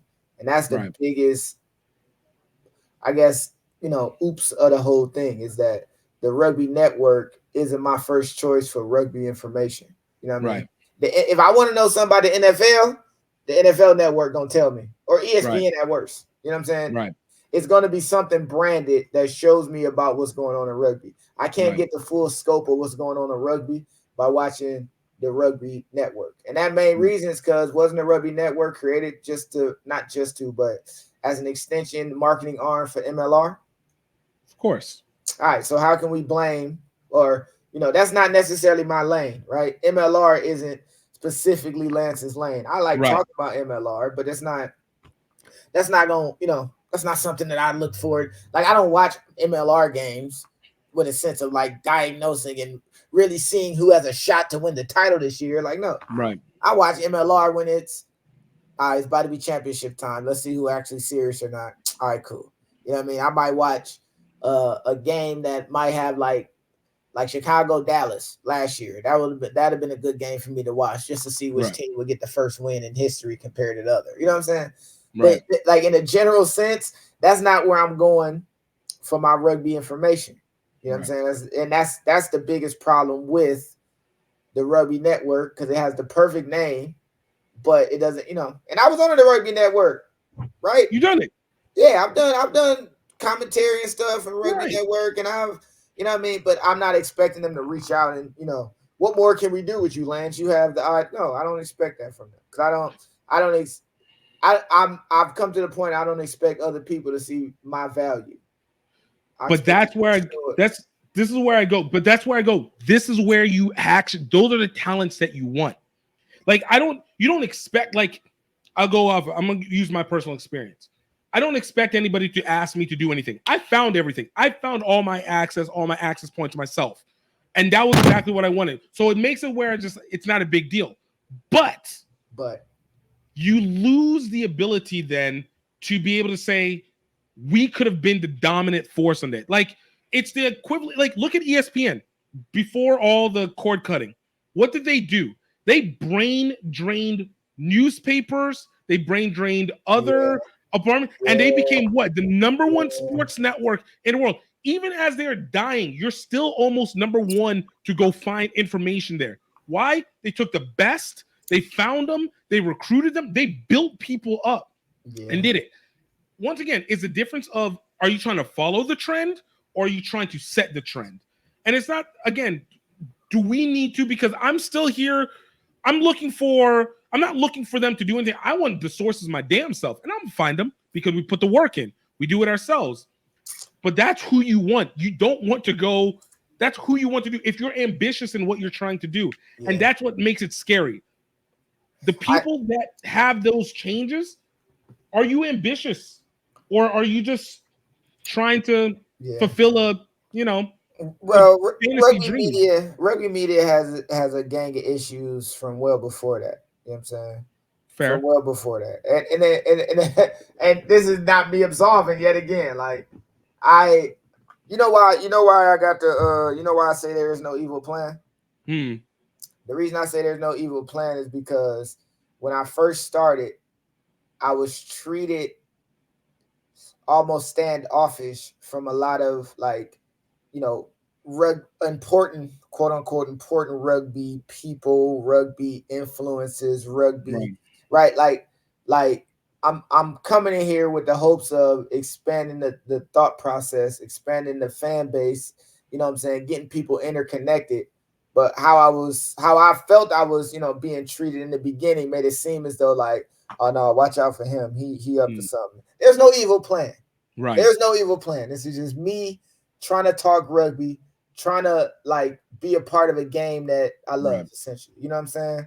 And I love when you do shows with like the rugby roundup and all them, and them guys, rugby odds and stuff like that. Yeah, I love the fact that you can do stuff like that, because at one point, to me, it felt like everybody was at odds with each other. You know what I mean? People, an example I can give, and it's not really the case in the end, but it was a guy that I ended up interviewing a while ago, a very influential rugby guy. And at the start of the conversation, you know what I'm saying, it was almost like a worry of like, am I trying to set him up, or am I being genuine in my approach? Like, I wasn't giving the benefit of the doubt of a rugby media in a sense. It was almost like I have to make sure. Like, there's no real way to vet you, but I have to make sure. And that was you know what I mean? It's tournaments all through the USA. I go to tournaments all through the USA, right? It's still a bunch of tournaments that I'm reaching out trying to figure out, like, when y'all having a tournament, where is it gonna be at? You know what I'm saying? I'm trying to be a part of it, you know what I'm saying? And it's like no response. And then the tournament goes on, or the competition happens, and you see who there, and it's like, do y'all want to shine? Do y'all, I mean, that kind of stuff. I like the fact that you are able to find ways to intermingle and mix with people and get, collaboration with people. This is the reason why No Flop Nick is with me, right? Like, I need my peoples, bro. It's a bunch of people that be like, man, I love what you're doing, man. I'm trying to do it. I need you to do that. I need you to do it today. I need you to do it now. I need you to do it as soon as possible, so that I can see you at tournaments and we can link up on stuff. Exactly. Or I can see you in one place, and you know what I'm saying? It's a guy in Wisconsin. His name's Badger Kings. Oh yeah, of course. Dude's been doing this for years. Listen, every time I see him, I can be commentating the game. If he's in camera shot in the background, I'm shouting him out. I see him at a tournament, I'm walking up to him saying what up to him. That's like legit. He's the dudes, these are the people that not to say they should be treated like royalty, but every time people see them, it gotta be love, because these are like unsung heroes. And media people ourselves need to make sure that we keeping these people close. Because one thing is, like, it can get cold out here when you by your lonesome. It can get tough out here when you're on your own. This is facts. I be like, this is why No Flop Nick is like, I always make sure No Flop Nick with me. I always, you know what I'm saying, try to make sure we locked in on something. Even if he go in it, like, as of right now, he on a mile hiatus, because, life is happening. You know what I'm saying? He understand life is happening, but I make sure he tagging and stuff. I make sure I'm hollering at him. Like, whenever your time free up and you got the opportunity, bro, come holler at me. Now he playing. So now it's like, all right, well, since you playing, I'm going to come to your games and I'm going to interview you after your games. And then after that, we're going to talk about what happened in the game. And then, you know what I mean? Like, trying to find a way to just connect with media people is no, it's look, I will say from that standpoint has been one of the things that helped grow what I've been able to do as well. I had guys at the time like Grant Cole, who was doing his stuff in Texas for the longest time, or you had Doug Coyle whenever he came around. So guys like that, or even my boy Headley, like, they would help and create at least an element. And I always liken it. And I told this with Ginty, because I feel like Ginty and I came out of the same peer group. It was like me, Ginty, Wendy Young. Shout out to Wendy. Shout out to Ginty. Shout out to Wendy. Sorry, I had to do that. Hey man, let's go. I'm trying to get Wendy on here. It's tough, but I'm trying to get her on this. Do that. But I remember talking to Ginty about this, and I was like, dude, this feels like the comedians. And if you ever listen to, like, whenever comedians talk about their generation of comedians that they grew up, the class that they came up with. It's always like what was it? The from the Comic View guys to the Russell Simmons Def Comedy Jam. Those guys all came up the same, and you talk to them. They grew together. They ate together. They developed together, and all of a sudden, they all blew in there. But all of it was over this extended period of time where they were under the wings and covers. And from the media side, it works. And for us in rugby, I've seen that actually work. Because I did have that one experience like you had with one person who was like really off guard about me asking. They were like, "Are you trying to take my spot? Are you trying to do what I'm trying to do?" And I was like, "No, you've just been doing it, and I admire what you do. And I just I got questions. I just and I'm like dealing with that is disheartening isn't the right word. It is this bit of this is a giant pond. This is a giant pond. And there's some medium-sized fish. There's some big fish, but them big fish don't really care about our pond so much. And the medium-sized fish are clamoring, trying to hold on to whatever grass they had, not realizing that, the small fish is really, in this analogy, the small fish that are getting followings and are growing aren't going to grow big and eat you. They're going to grow big and make sure that you're with them. You know what I'm saying? Dude, if in 10 years this can turn into something way bigger, the last thing I'll be thinking about is how to squish somebody that's been rocking with you from now. Like that's literally the anti of what I would be thinking. You know what I'm saying? So, and it's pointless. Why do you want all that weight on your shoulder? Like, you don't want to carry this whole sport on your sole shoulders. You want to do your part and be able to do your job and do the part that you enjoy the most. Yeah. And there's somebody who can be able to bring another part and enjoy and be able to do the most. And it works. It works better when there's more people in it. Yeah, it works. It absolutely works. It's built this way though. Like if the players need other players to compete against in order to showcase what they can do, the media people need to be able to have this section, this side, this piece, and those stories combined when they all meet at nationals. You know what I'm saying? Because that's really what it all comes down to. What happened on the field is what we're talking about, writing about, speaking about. Yeah. So if somebody in Cali can give me a really good picture of how they are in SoCal, and somebody in New England can let me know exactly how these players operate and move in SoCal. Oh my gosh. And then they end up playing against each other, it would allow me to have a better understanding of what I'm about to watch, what I have watched, and then years later can build upon when those kind of teams in those areas play again. It's really hard to determine how good a team is, because the only time I hear about them is when I when I see them at nationals. My first time hearing about y'all is when it's the last tournament of the year for all the marbles. How can I expect y'all to do anything, or how can I have anticipation of a player or a coach and what he's done and what he's built and what he's creating, right? And this is the reason, this is the reason why my personality, the joyous, fun-loving, life-loving, works so well in this realm. It probably didn't work as well when I was a player playing on these teams. Is when I'm meeting people I don't know and getting them to talk to me about stuff, that bit of personality works. It allows me to sit down with the coach of, let's say, Schuylkill River, who I never really met in person. Right.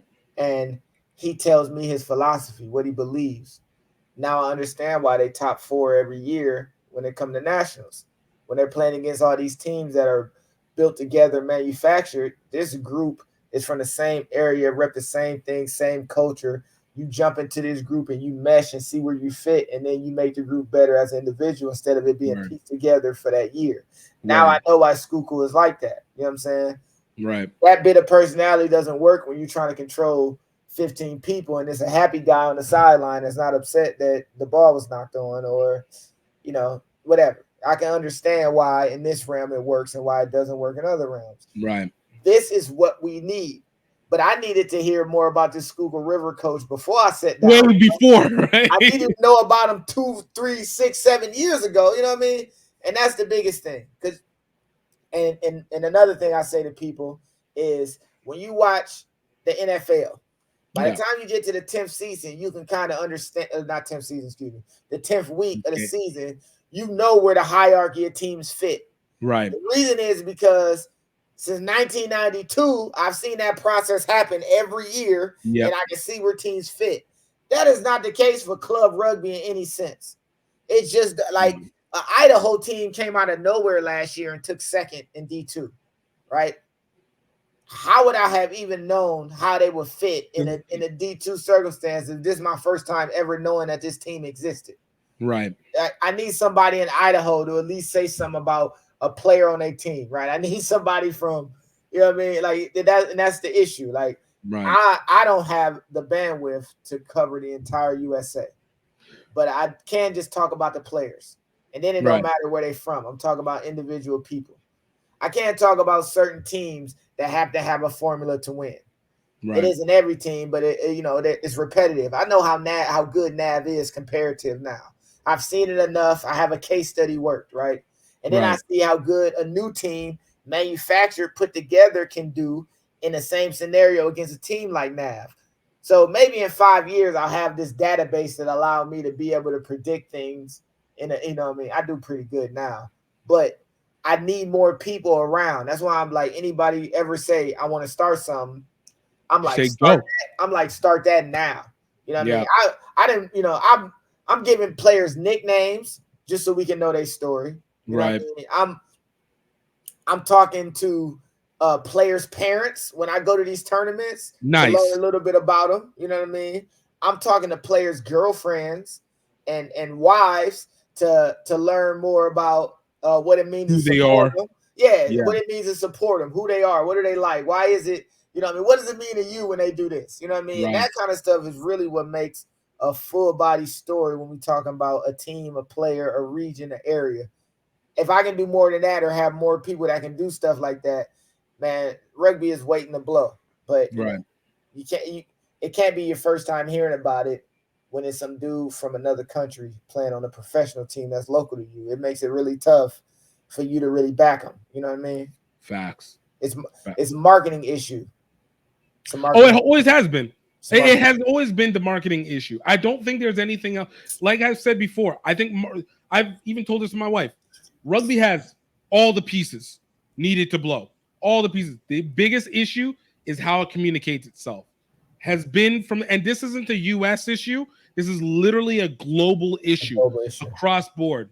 Like when I heard one player said in England, I didn't even know rugby was happening like that. That shocked me. And that tells you a lot. You ever heard of tall poppy syndrome? Heard of it, yes. All right, tall poppy syndrome, for those who don't know, tall poppy syndrome is the notion of people in your area or region hating on you when you have success. Basically trying to knock you down a peg when things are going good for you, right?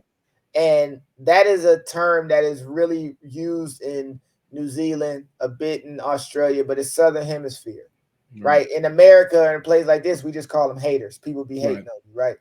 But that persists through all of what is our sport. Tall poppy syndrome is a big issue in the entirety of our sport because it doesn't allow people to give real respect to the players that's good, because you're competing against them, right? But in every other sport, we will give credit. Like ain't no NFL player be like, Lamar ain't that good. Right. But there's a bunch of players that's here and see somebody on the Eagles be like, he ain't that good. Maybe he not. Maybe not. But we don't big each other up the way that we're supposed to. We don't big each other up as a group and realizing that players need other players. That's one thing I realized when I was done. Like how I needed that guy standing across from me for me to be a better player. I needed that coach to try to figure out a way to stop me for me to become a better player. And I think we're missing that as far as rugby go. No, I love that. I love that. Well, look, I think that is as great a place for us to leave. No. Wait. Right. You did say we got a whole tradition. Hold on. It's a great American rugby tradition to give thanks and gratitude to someone who helped you on your rugby journey. Give for the first time. Could you please give gratitude to someone who helped you on your rugby journey? Oh my gosh, dude, that one is multitude. Name as many people as you need to. Okay, I think Grant Cole, first and foremost, man, provided me the access to probably as wide a network as anybody else. Laura Gill, she was the one who first approved me for credentials into USA Rugby games, which has essentially allowed me now to go to World Cups and be credentialed for the Olympics, which I need to tell you about, and so that you make sure you do, because I'm getting tired of not enough Americans getting over there. Shay Flowers, who opened me up to being able to do broadcasts for bigger, like the Red River games, especially the national championships, and was one of the few people who, even gave money, little bit, but gave money for it, which helped me significantly with being able to broadcast games. My guy Headley LeGrand, who's been an advisor and a mentor. He was doing not This American Rugby, a Rugby Life for the longest, and we've just been able to transfer over. My guy Jason Bray over in Thailand, or he's in Malaysia now. He was the one I did the bike ride with in 2019. That solidified what my mission was with rugby. And then this one isn't a specific set of people, but it is the original Prairie View A&M and Morehouse guys in 2018 that did the HBCU Rugby Classic. Because if it wasn't for them, I don't even know what my trajectory was going to be, because one, that was about to be a whole clusterfuck if that didn't go the way it wanted to. But two, those guys came together last second, figured it out. And it's not even just them. Everybody who participated in that first one set the pathway for what's been, I think, my biggest, I will consider, accomplishment. And I don't even think I'm really that good. I think everybody else has done a marvelous job in it, and I simply have existed within the process of it. So those guys at the beginning set it off, and then, it's been developing off from around there. But I would say those people probably set the path the highest. And then there's been so many other people around, Baton Rouge, Rugby, Tokyo, Gaijin. They've provided me the elements around that, but yeah, man, there's flowers for days on that one, but I'm gonna keep it with that. That was pretty good, actually. I like that. That touched a lot of bases.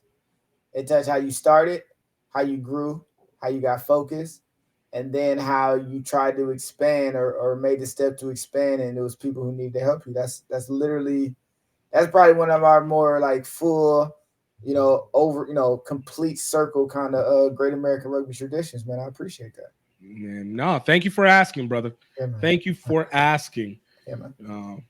But is there more to the tradition? I just want to make sure. No, that's it. You just got to give thanks to, and usually people, like, for example, right, at some point or another, we'll be on a conversation face to face like this again. And when I ask you, you'll probably have to name someone else who wasn't a part of this one. So, like, I asked Mike Friday a few times, and it's always somebody different. I think the last time was the first time he mixed a few people, right? If I ask you again, though, I'm gonna need some. Hey, I'm ready. I got names. I got my peoples. But yeah, man, I appreciate that. Thank you, brother. No, but I appreciate you. Like I said again, this is something that I've been wanting to do for a while, and like being able to see the growth that you've had. And I said it at the beginning, but I'm gonna say it again. You are significant to the history of not just rugby, not just American rugby, but to the history of, just sports that's being developed right now. Like, this is a momentous moment. So kudos, and legit kudos to you doing that and being a part of this journey with us. Thank you for being on the show. And any last words that you have for the people and where they can find you? Oi, all right. Let's get. Let me move my my microphone closer on this one. You feel me? If I was the end, I would say this, man. This one thing that I'm gonna live with.